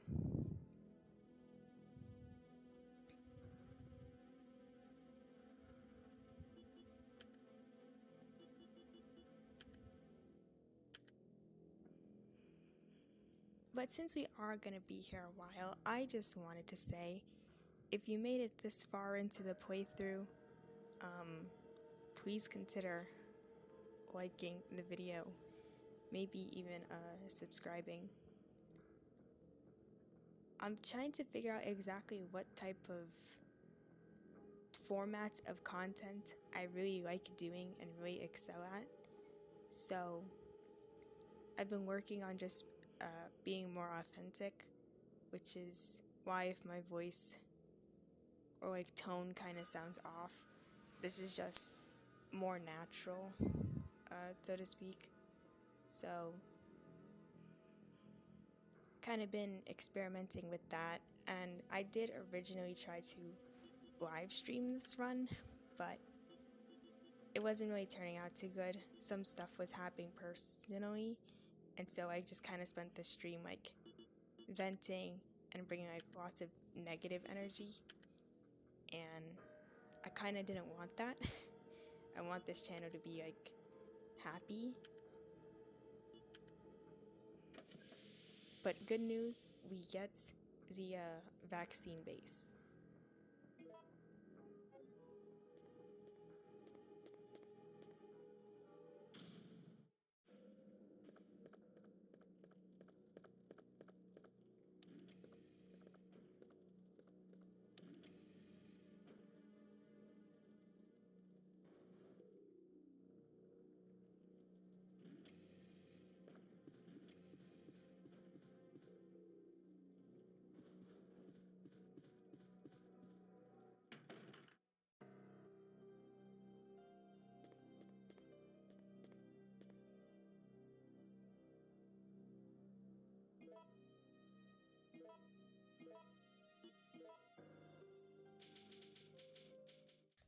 Now we are heading down into the basement after saving. And this is where we're going to get our first look at the Gamma Hunters, which is why I picked up that blue herb when I ignored it previously.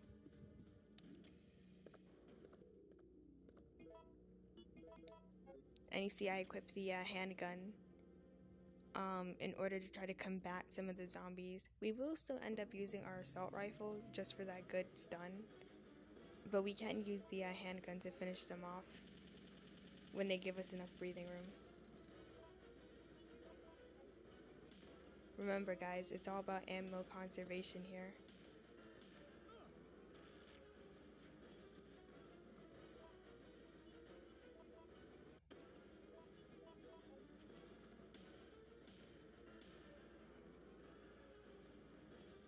Also, this soundtrack here, the whole alerting you to danger every time you get ambushed by like a group of zombies or monsters, is present all throughout Resident Evil 2, Resident Evil 3, and I'm pretty sure that a more condensed, bite-sized version of it plays in the first Resident Evil. And I think I've even heard this motif back in like Resident Evil 0 of all things. So here I don't want to take any chances with the two hunters. This one hunter back here is a pain because yes, you can use the handgun and hit the explosive on the wall with it, but I'm trying to like play it safe because I don't want to risk getting decapitated. So now I'm trying to figure out if I can even attack him, and it looks like the answer is no. So hunters are very unforgiving no matter which Resident Evil game they are in. The way the hunters were created are also pretty horrifying in Resident Evil lore. So in Resident Evil lore, Umbrella Inc., which means Albert Wesker, William Birkin, kidnapped homeless women, impregnated them, and the hunters busted out like alien style, which is a harsh way to go. And then it's also confirmed in Resident Evil 0 that Marcus like did horrific experimentation on kids in order to make some of these monstrosities or like failed monsters. So Umbrella's pretty evil. I know the games are like very campy, but when it comes down to like the sci-fi horror and like the systemic indiscriminate killing of like vulnerable populations, yeah, Resident Evil is up there. Umbrella Inc. is the like malpractice big pharma.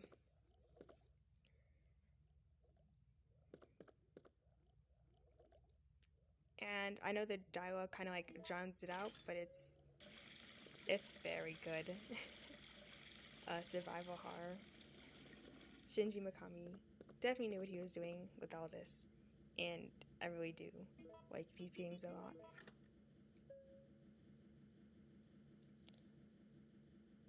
So this is another puzzle in the game, which is random solutions, random starting points. As usual, I don't know all the solutions off the top of my head, so now we're just going to listen to Steam come out as I just hit random valves and try to figure out how to do this. But what you want to do is that you want both of the gauges to read at the same yellow arrow. If it's too low, it'll show up blue. If it's too high, it'll show up red. You kind of get the picture.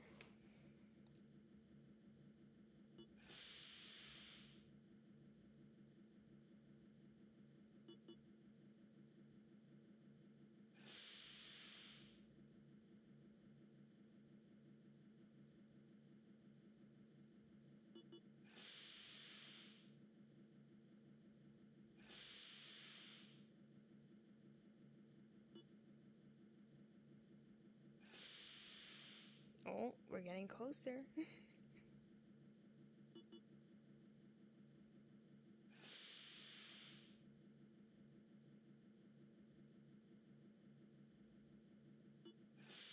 can hear all 3 of my brain cells at work as I desperately try to solve this.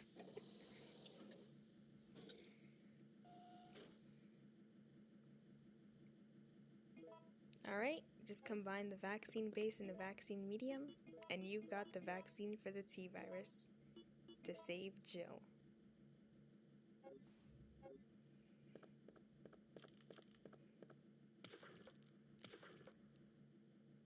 And yes, the Gamma Hunters do escape because they always do that. And I was actually very scared I was gonna die there. But thankfully, we didn't get poisoned, we're not dead, and we can leave the hospital.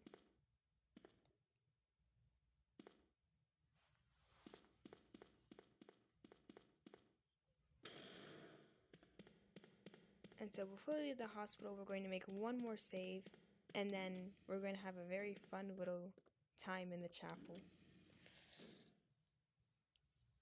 And I'm putting fun in very big air quotes. It's actually quite tense. And yes, I know, I could have shot them with my assault rifle, but I was just more concerned with getting out of there.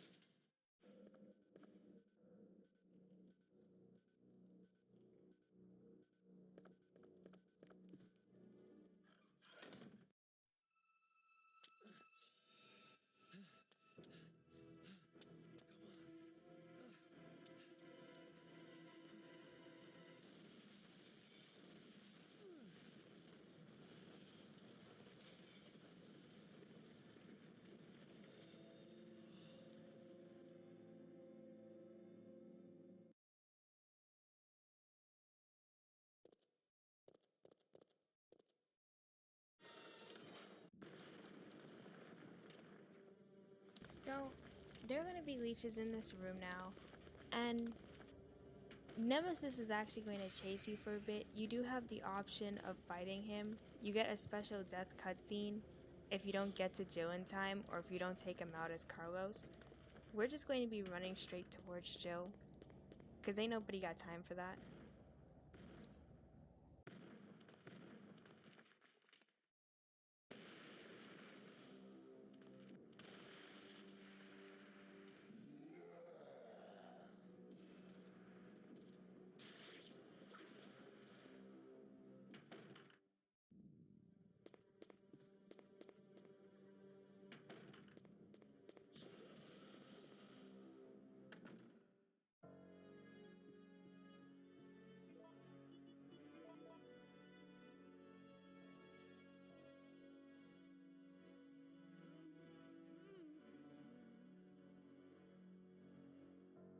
Hey!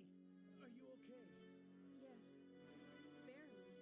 What's going on? No way! That monster just doesn't give up! What? I thought we killed that thing. No, it's been waiting for you! He's playing with us. Carlos, do you think that it's unstoppable? No, I don't think so. I'm sorry, Jill, but I've got to go take care of a few things. Oh, and bad news. Nikolai is still alive. Nikolai, are you sure? Yes. I don't know how, but I do know that he is our enemy. Remember, don't trust him.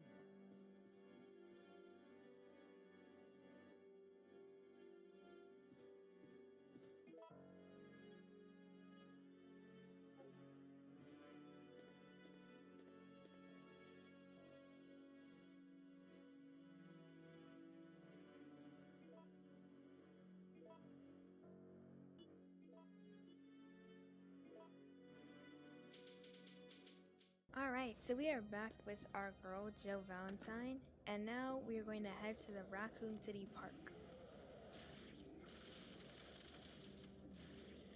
So yes, Nemesis is now going to chase us for a little bit, but once we leave the clock tower, he's not going to be an issue anymore.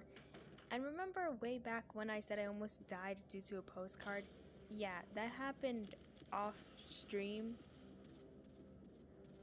and I almost got myself killed. So I just reset the run, or at least I reset to my last save point because it was so stupid.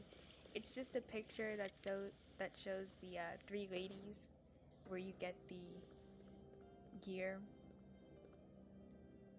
and you're supposed to get it before you head into the puzzle room anyways. So I don't know why I almost died for that.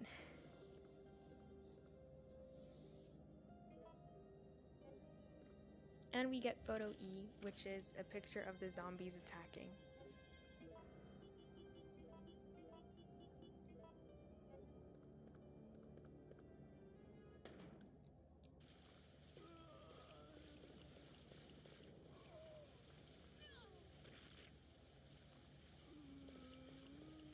Now we're going to do a quick run through Raccoon Park.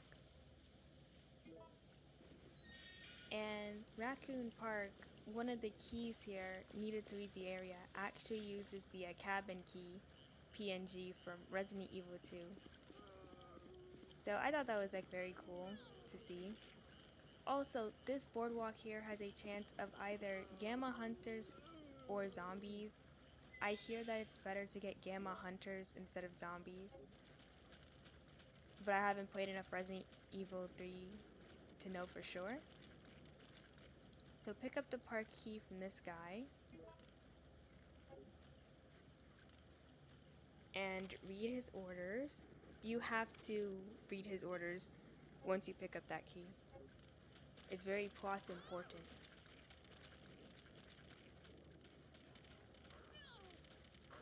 And then I almost die because this is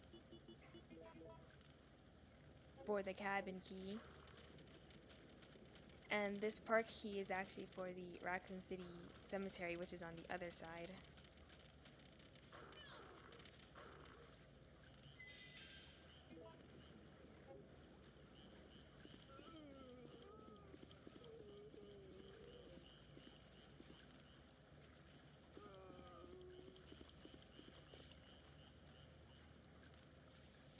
Some more fun trivia about Jill is that her role in the STARS Special Tactics and Rescue Service was that of bomb disposal and I believe maintenance of some kind, vehicle maintenance. She's also in good enough physical physique in the events of Resident Evil 1 and Resident Evil 3 to have qualified for the Delta Force, but the Delta Force doesn't accept women, so that just simply means she's like as good as a man of like her stature qualifying, which is like still very impressive, even if she can't technically be a part of it. And if I recall correctly, a lot of the STARS members were handpicked by Wesker himself.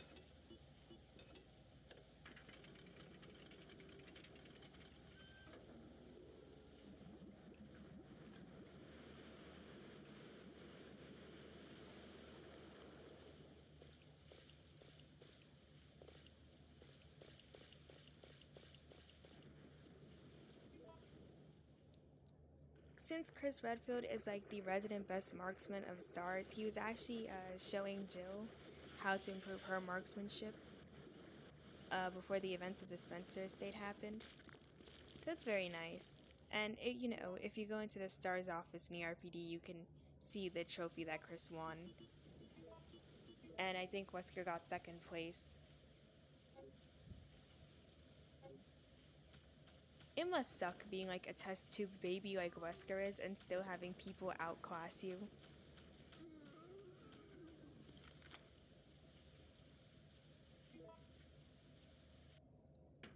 So now we get into the fireplace room and we have a lot more powders.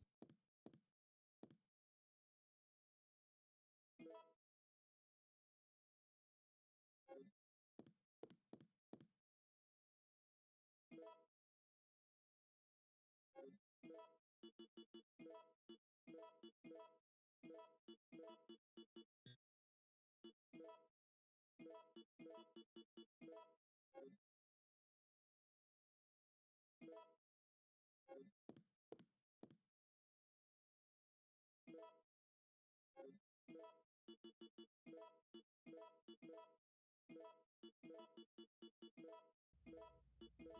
But if you were to actually fight the Gravedigger optimally, you would use acid rounds. You would not be a dummy like me. And now we get a chance to discard the lighter, which is a whole nother inventory space. Hooray! I didn't know we could discard the lighter here, so I was very happy when this happened. Now we're going to pick up the iron pipe so that we can break the bricks. And we should be in good shape for the Gravedigger fight.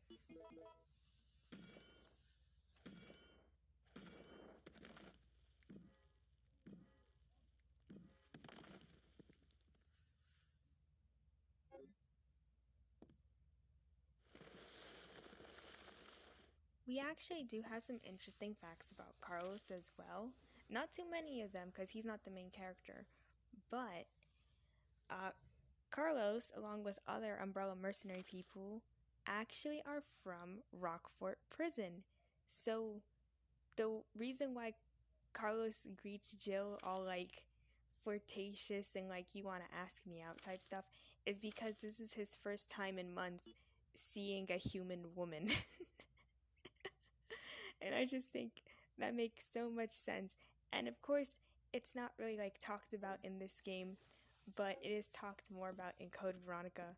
So yes, Carlos was most likely in Rockfort Prison, at least implied to have been in Rockfort Prison, because you have to remember, it's not just like criminals who get taken to Rockfort Prison. Rockfort Prison is a base of Umbrellas, so it's just whoever Umbrella doesn't like. Like, when we get to the Dead Factory, they just snatch people off of the streets. Like I said before, homeless women, experimenting on kids. They don't really care. Any civilian that trespasses, they're a guinea pig now.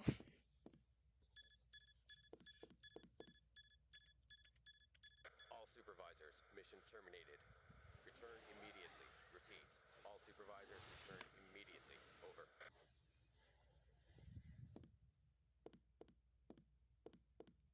No, I can't believe I forgot the grenade rounds. I'm watching the footage back.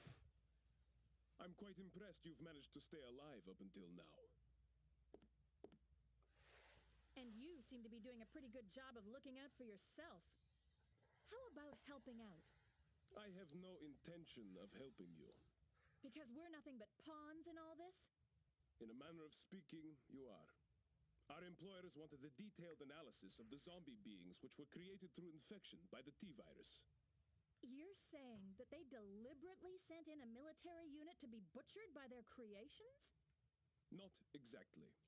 Although the conditions encountered on this operation were extreme, it was an unexpected outcome that the team would be wiped out. We were only required to collect live data from the subjects. Ah! Another mutant!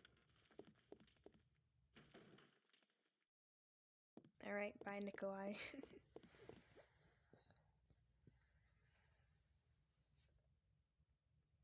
Yeah, but here I am stalling because I forget where this door leads to. Spoiler alert, it leads to a save room, and I was scared I was gonna walk right into the Gravedigger fight. Thankfully I didn't, because now we can save.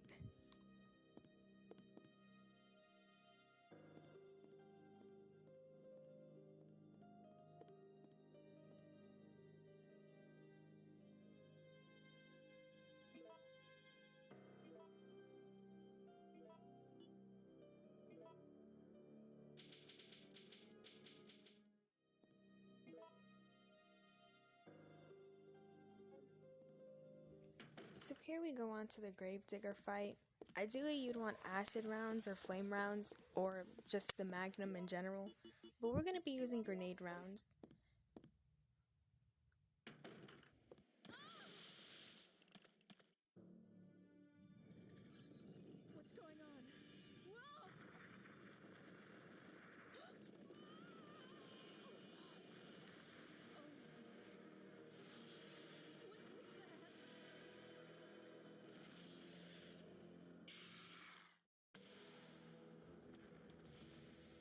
I think this is just like your average Tinder date. This is just what happens at the end of the night, I feel. Every single time.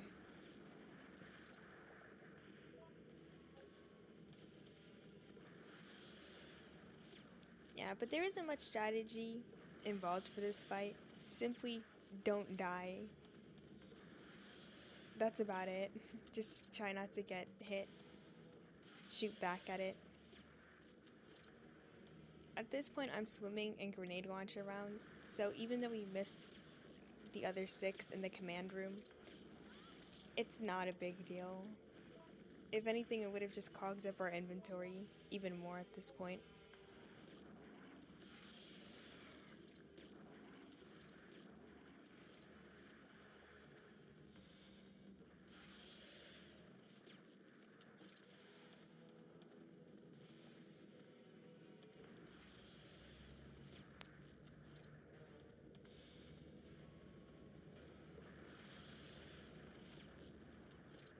So there is a strategy where you can use a handgun or just any gun in order to shoot the lights and electrocute the gravedigger for a very fast, very easy kill. So you can use that environment there.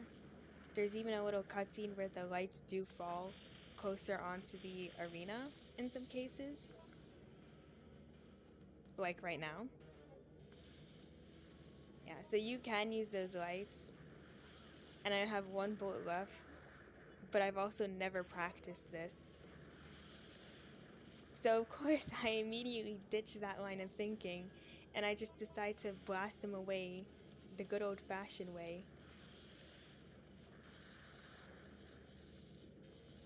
Because ain't nobody got time for that. We still have to go through the entirety of the Dead Factory and do the final Nemesis fight. I was very scared for the final Nemesis fight because it's just downright terrifying. It's also like another one of those types of fights where it's a bit similar to the Queen Leech from like RE0. If you don't know, the Queen Leech 3rd phase in Resident Evil 0 is like super heavy, like random chance. It's more of a set piece than anything, right? So Nemesis's final form, you don't have to shoot at him at all. You just need to hit him with the railgun. And the railgun auto charges and auto fires. So you just have to somehow get Nemesis into position by using yourself as like live bait. And that took a couple of tries to figure out. So I was more concerned about that.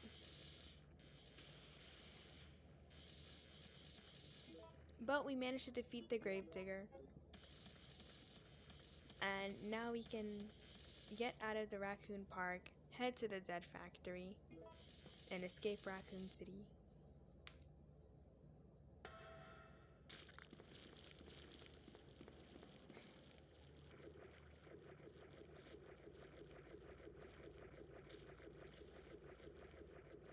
Now we come to some very interesting fun facts about Nikolai.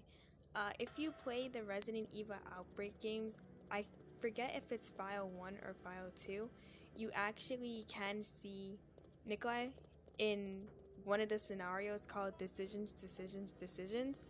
He commits an assassination against a character.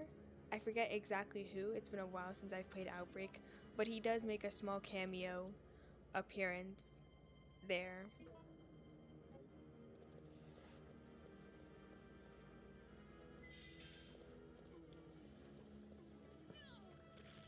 Also, Nikolai has gone through quite a lot, and he still managed to stay alive, so maybe he and Nemesis are just on the same wavelength.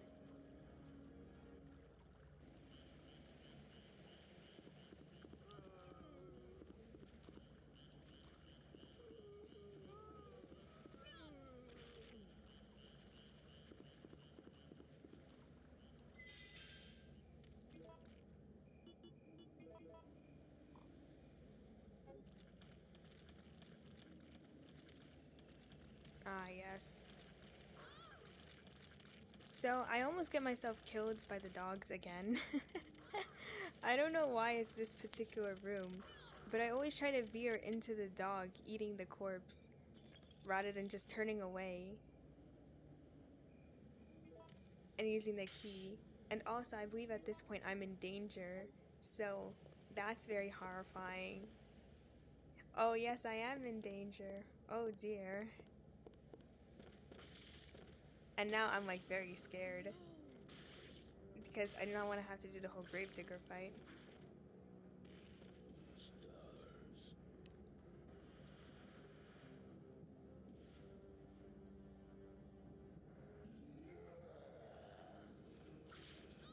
Now this decision here actually impacts which ending you get. I decide to jump off to get a particular ending, but this is the one that truly influences your ranking screen and how that looks. So be mindful of that when you get to this portion of the game.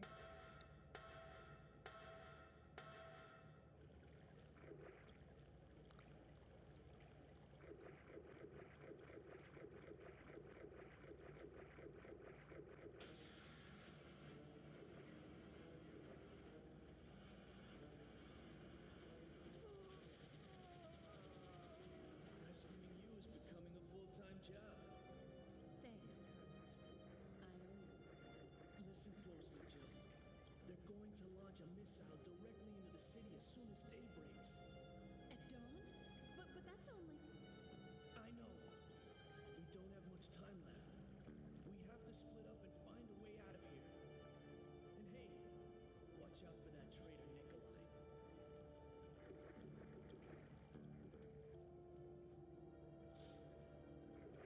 Bruh, the hand on the cheek is crazy, not gonna lie. Had me flabbergasted, had me flapping my hands when I saw that. I was giggling. I was like, oh my god, I love it. And that's what I'm talking about when I say that I really like Jill and Carlos's type dynamic. Because I know people do like to kind of just play it off and be like, oh, you know, it's like generic action hero girl. But it's like no, it's actually a lot smarter than that, you know what I mean? It just kind of suffers from like, you know, being campy dialogue and like, right, like everyone always remembers Carlos for like his silly shameless flirting with Jill, but it's like, no, he's more than that. He's like the murky gray to even like somewhat good of humanity that Jill has become like very not accustomed to seeing anymore. So, you know, and like Jill and Barry's dynamic in the first game was great, you know, like very comical, but she was very much like straight on the job type thing. I feel like with Carlos, because she like has to be vulnerable because she like got infected with the T-virus, it's like, you know, because Jill has been described by like a lot of people to have a hard time like when she's off work, she has a very hard time like stopping that like work persona. So it's kind of nice that she gets paired up with people like Carlos, and even in Revelations, when she gets paired up with Parker, very nice to see like these more like silly guys with her.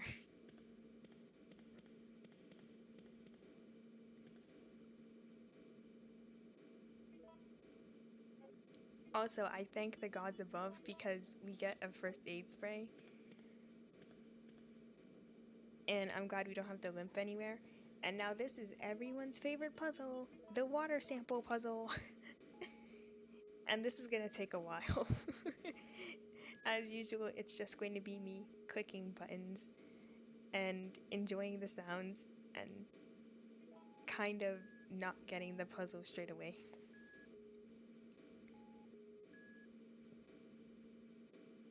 So while we enjoy another section of me randomly clicking buttons, I would like to introduce this video's sponsor, Raid Shadow. No, I'm kidding. We do not have sponsors. But we do have a Patreon page. Ooh. For a set amount of money a month, I think I just left it at the default $5. You can pay for a membership and you can get drawing. And the drawings will always be related to something that we've completed here on the channel in the course of the month. So this month will definitely be like a drawing of something from Resident Evil 3 Nemesis. And while I am no Picasso, I do try my best with the drawings, and they're just kind of a fun little additional type of thing. Supporting it is like fully optional. You don't have to. It's also just a good way for me to just focus and hold myself accountable to actually like getting content out, because it's like, oh, if I don't get content out, then I have nothing to draw. So it's very good for helping me stay focused, because for the longest time I've struggled a lot with focusing on things. And this isn't like just YouTube, it's like everything. So putting like all these like systems in place so I can actually do the things that I really like. And I really do like making these videos, and I really do like talking about, you know, trivia about my favorite games. I like playing these challenges, all that stuff. And I also like to hear from you guys. What type of challenges do you like? What type of games do you like? Because I'm very fixated on Resident Evil, but I'm also not afraid to try new games. I think the one like restriction in terms of genre or anything is like, please don't recommend for me to play RPGs. I can't focus on them. I really can't. I need a game where I can like actively move my character around and like do stuff, if that makes sense. I can't handle like just I enter like a battle, the main thing, and I just click buttons. I played Persona 5 on safe mode.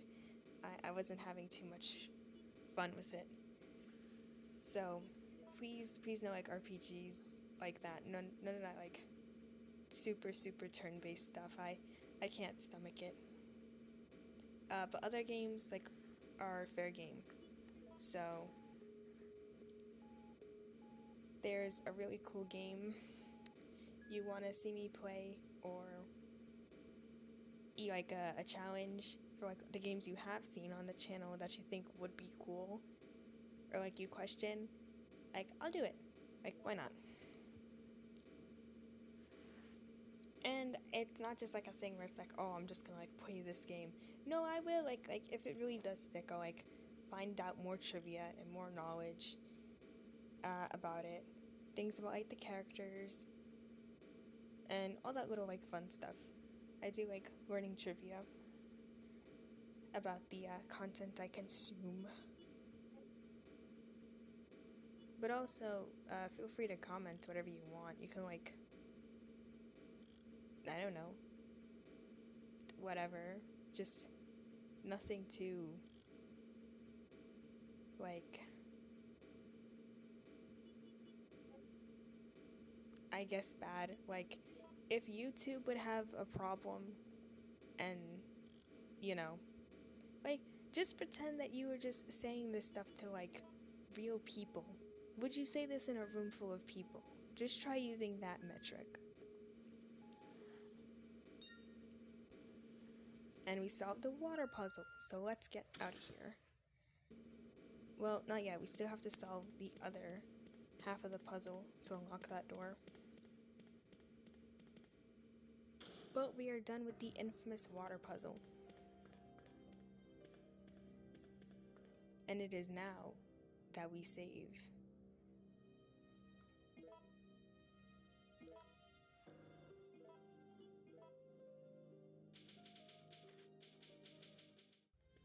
So now that we're done with the water sample puzzle, we can actually head up to the upper levels of the dead factory and solve the puzzles there.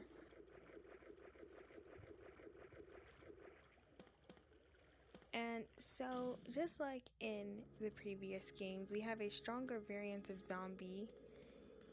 These are the naked zombies. These zombies are a bit tougher than your average zombie because this is the end game. So what I'm going to do is I'm going to try to lure as many of them as possible, and I'm going to shoot my final handgun bullet onto this red barrel. This would later prove to be quite useless because these zombies just respawn over and over again. So, in hindsight, it's a bit silly, but I just wanted the way to be clear this once, and I was kind of just hoping they wouldn't respawn, or at the very least, it would take a while for them to respawn.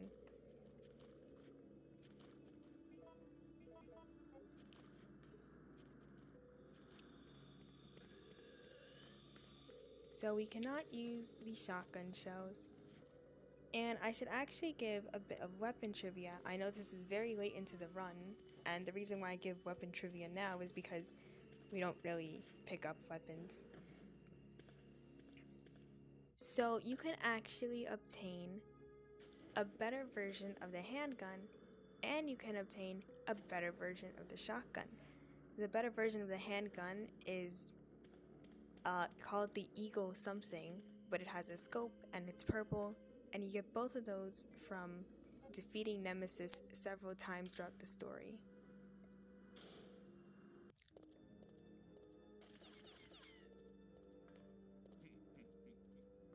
Nikolai?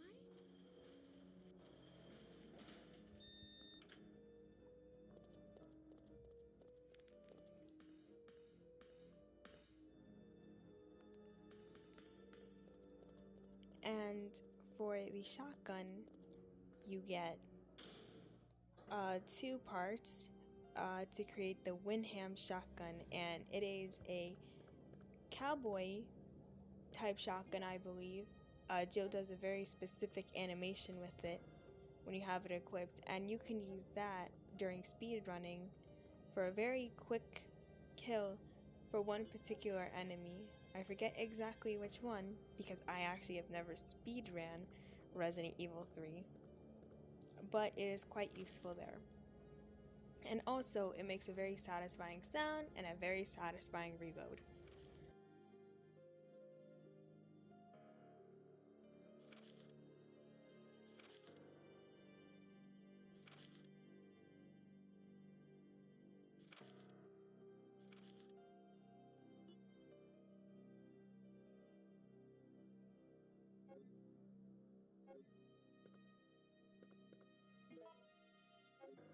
Alright, but you also see in this save room here that there are more powders, which means, that's right, more grenade rounds.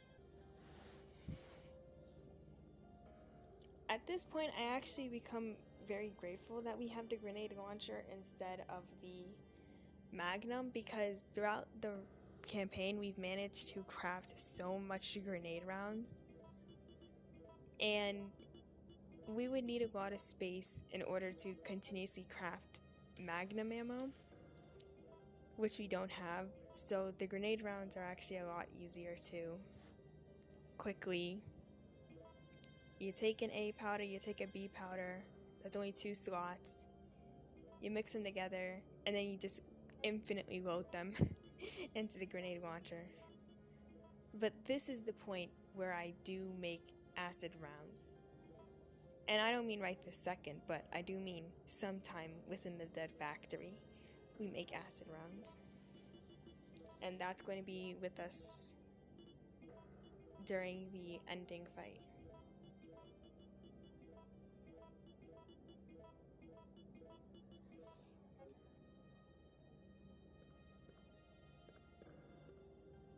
Yes, and something interesting in Resident Evil 3 Nemesis is that if you craft more of the same type of ammo, your crafting proficiency will actually grow up, so you'll end up crafting more ammunition per powders throughout the game. And you can kind of see that there with the powder A's being used to make handgun bullets. First we just made like 15, but then we started working our way up to getting 17. And if you continued to make even more handgun bullets, you could actually make something called enhanced handgun ammo.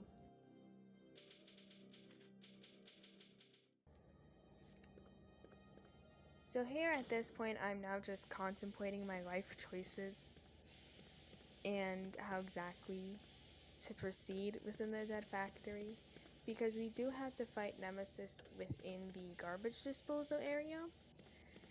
And for that fight, you can shoot or use the knife to get the acid on Nemesis from the pipes along the wall, but I've also never been a good shot.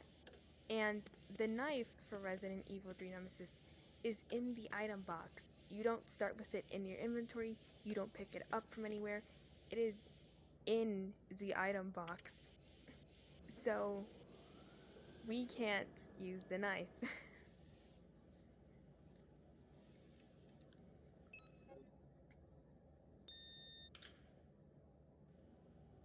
But now we solve this little steam puzzle so that we can get to the fight with Nemesis over in the garbage disposal area.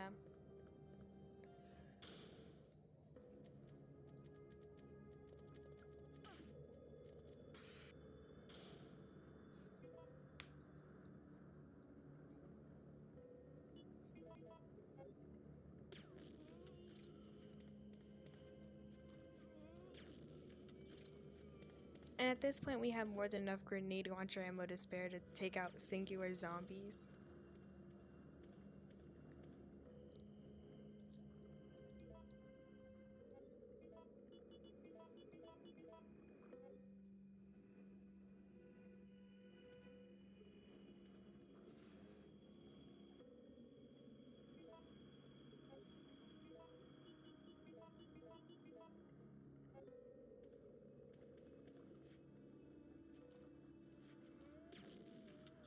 Right, and the reason that I avoid picking up that other green herb is because we need the MO disc, and our condition is fine. And yes, you guys saw that properly. Sometimes zombies can tank grenade launcher damage. Wild. Yeah, these zombies are actually horrifying. And it's easy to see why the entire city got overrun, because at this point it's like a mixture of like the T virus and the G virus just running around. These are like highly durable zombies at this point. Proceeding with operation in 3. Please evacuate immediately.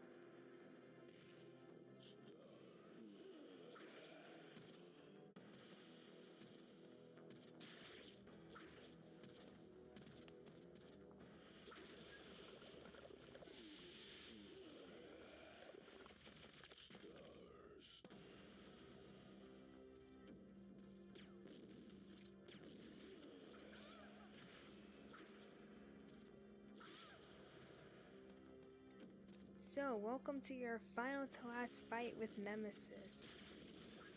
At this point now, he's in a tentacle state.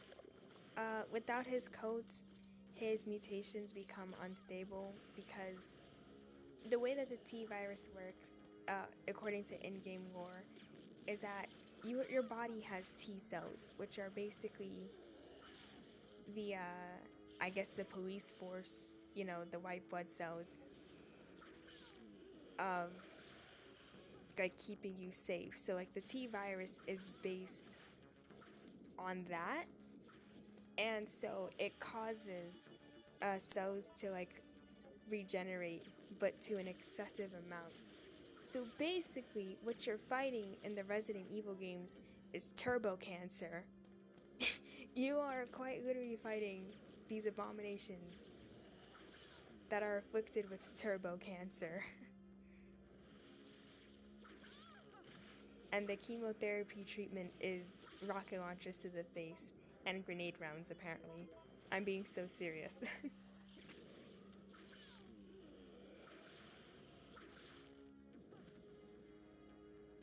So I just go completely for the grenade launcher damage, and I occasionally hit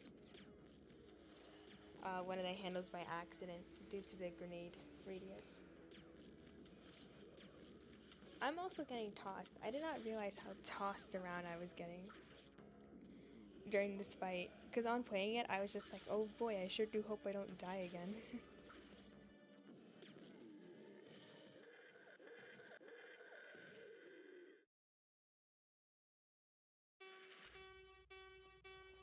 Also, this is the worst sound in the game. The one of the siren thing going off. I hate it. I hate it so much.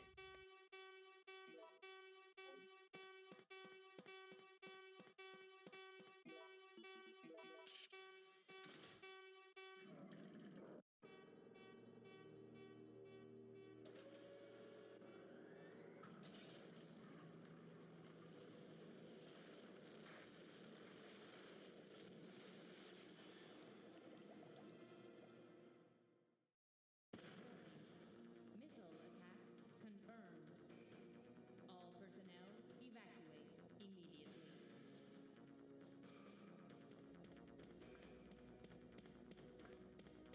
Oh yeah, but now, Joe's gotta make it out of there. We've gotta make it out of here.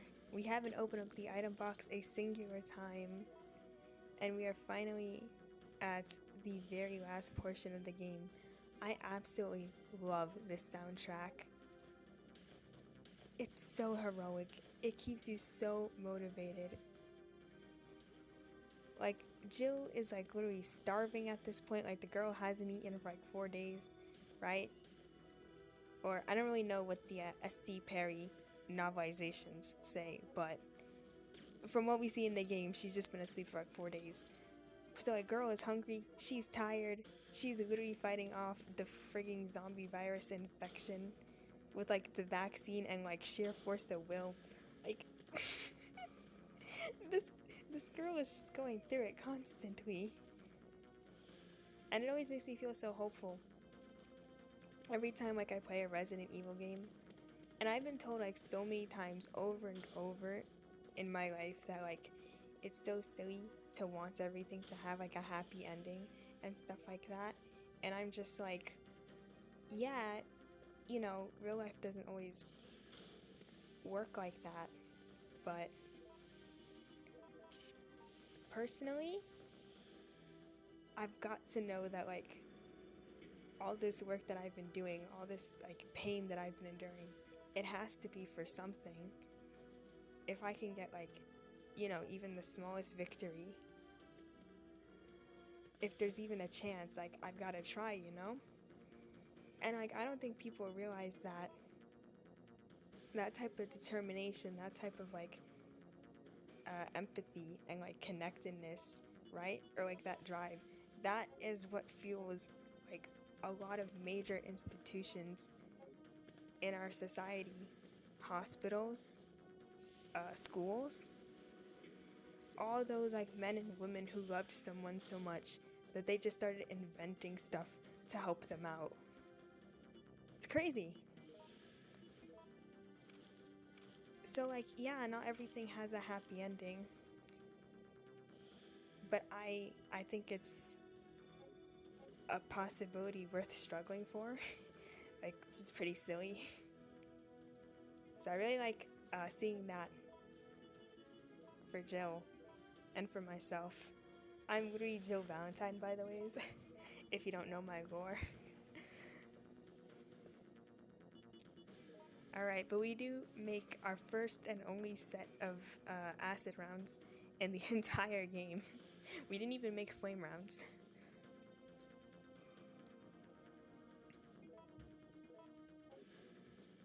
And that door we were at, just below with that elevator where we picked up the 12 grenade rounds, inside that is that if you solve a particular puzzle, you can unlock a rocket launcher to use against the final form of Nemesis. You don't have to use the rocket launcher. You technically don't have to use anything against the final form of Nemesis, but it's very nice to just use the rest of the ammunition and like go out with a bang. Yeah, that rocket launcher is completely optional. You just use the railgun, and again, you don't fire the railgun. Because unlike the remake, the railgun in this game is massive. Like, it is stationary mounted.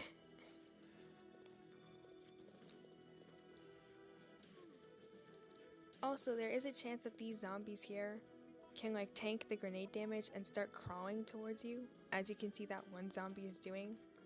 You know, just because Uncle Shinji Mikami just really likes screwing you over at the very end.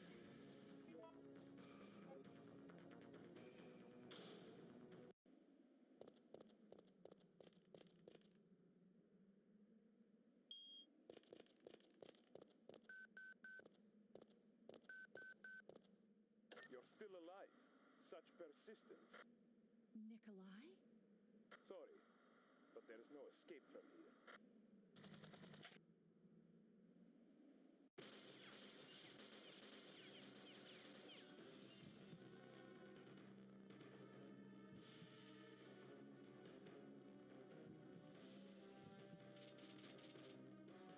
So, you want to get out of here alone? Is that your plan?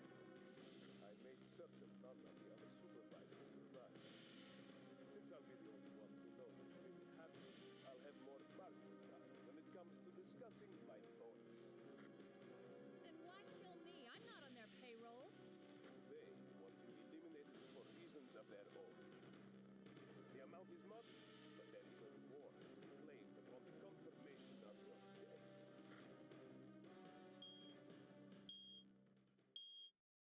Although I'm sure I'll miss you, it's time to say goodbye. You can either accept death with dignity or die with regret. It's entirely up to you.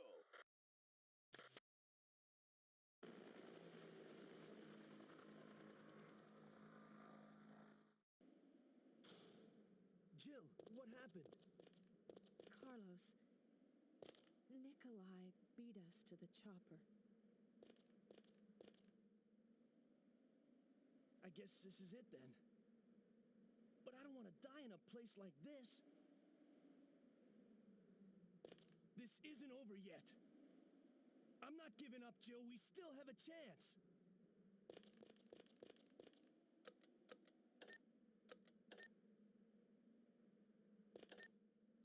I am not going to give up. Jill, that's it. We've got to find a way out of here. Now!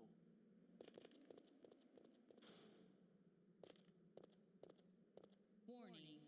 Missile attack confirmed. Warning. Missile attack confirmed. Emergency level D. All personnel evacuate immediately.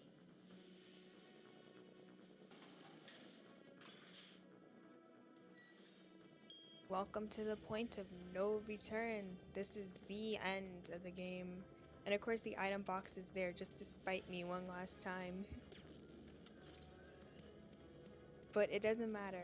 The 4 resets, the Constance pain, Nemesis, it all ends now.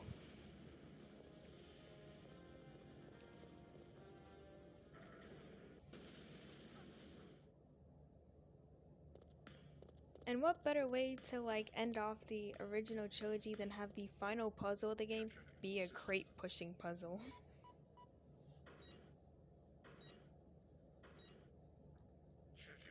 Yeah, that's the railgun. Jill's not lifting that up.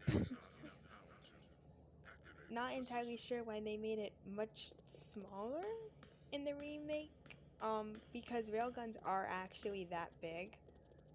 well, maybe they vary in size, but there is no such thing as a portable railgun because railguns use lasers, and lasers basically have photons act in reverse, which is really hard to do.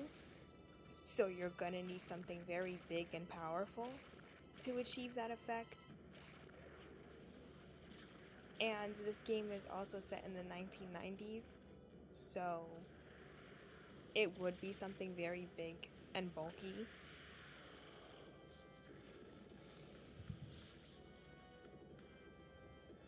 But anyways, we come to the final Nemesis fight. And what you have to do for this fight is that you have to hook up the railgun. The railgun will shoot at the same place every single time. And then you just have to lead Nemesis into the line of fire until the railgun takes him out.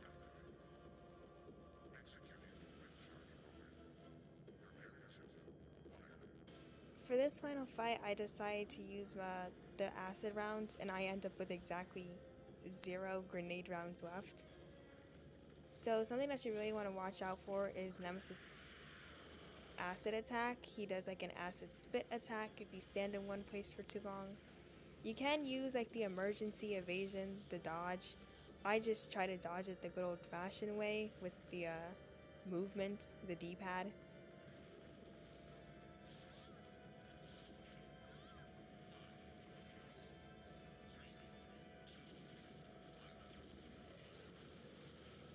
Yes, but we do kind of clip him with the railgun. So now we decide to use the acid rounds. And we only have 1 heal to work with, so if Nemesis hits us too many times with that acid, we're gonna die.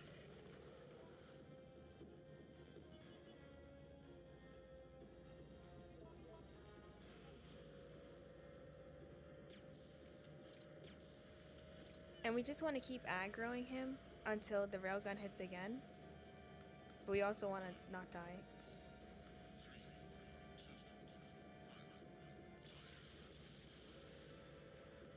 I'm not entirely sure if the railgun can kill you, but I try not to stand in its line of fire because that just seems very silly.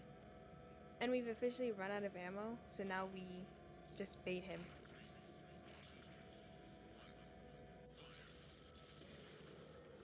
And we did it! We killed him! This took several takes, so I'm very happy. And we actually didn't get poisoned this time around. System overheating. Enter cooldown.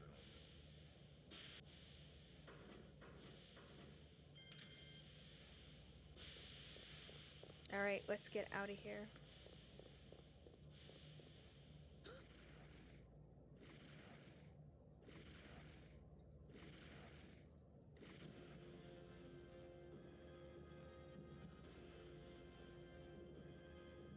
That's right, Jill. Come on. We're gonna exterminate him. Respectfully, we are going to F him up. Slay. As you should, Queen. Say the line. Say the line. You want stars? I'll give you stars. Yeah! Oh, that's so satisfying. Her super cool one-liner.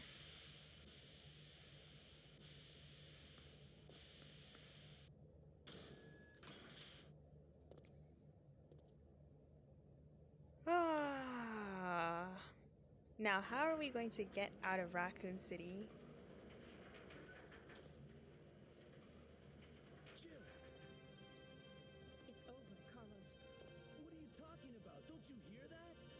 There's a second chopper, and it's here to rescue you. But who is it?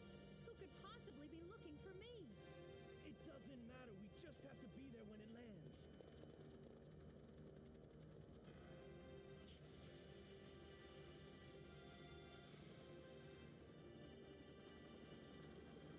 And that was Resident Evil 3 Nemesis without the item box. I hope you enjoyed the playthrough.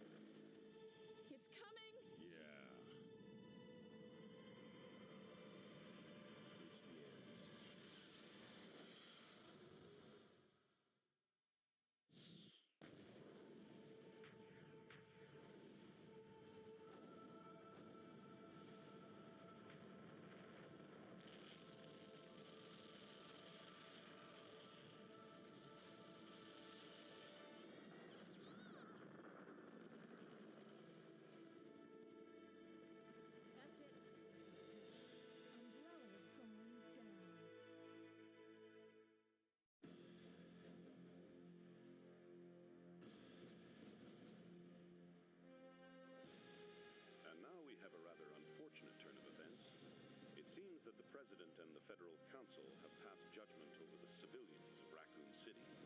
The President and Federal Council have ruled that the Bacillus Terminate operation is the best course of action for this extreme situation and have since executed it.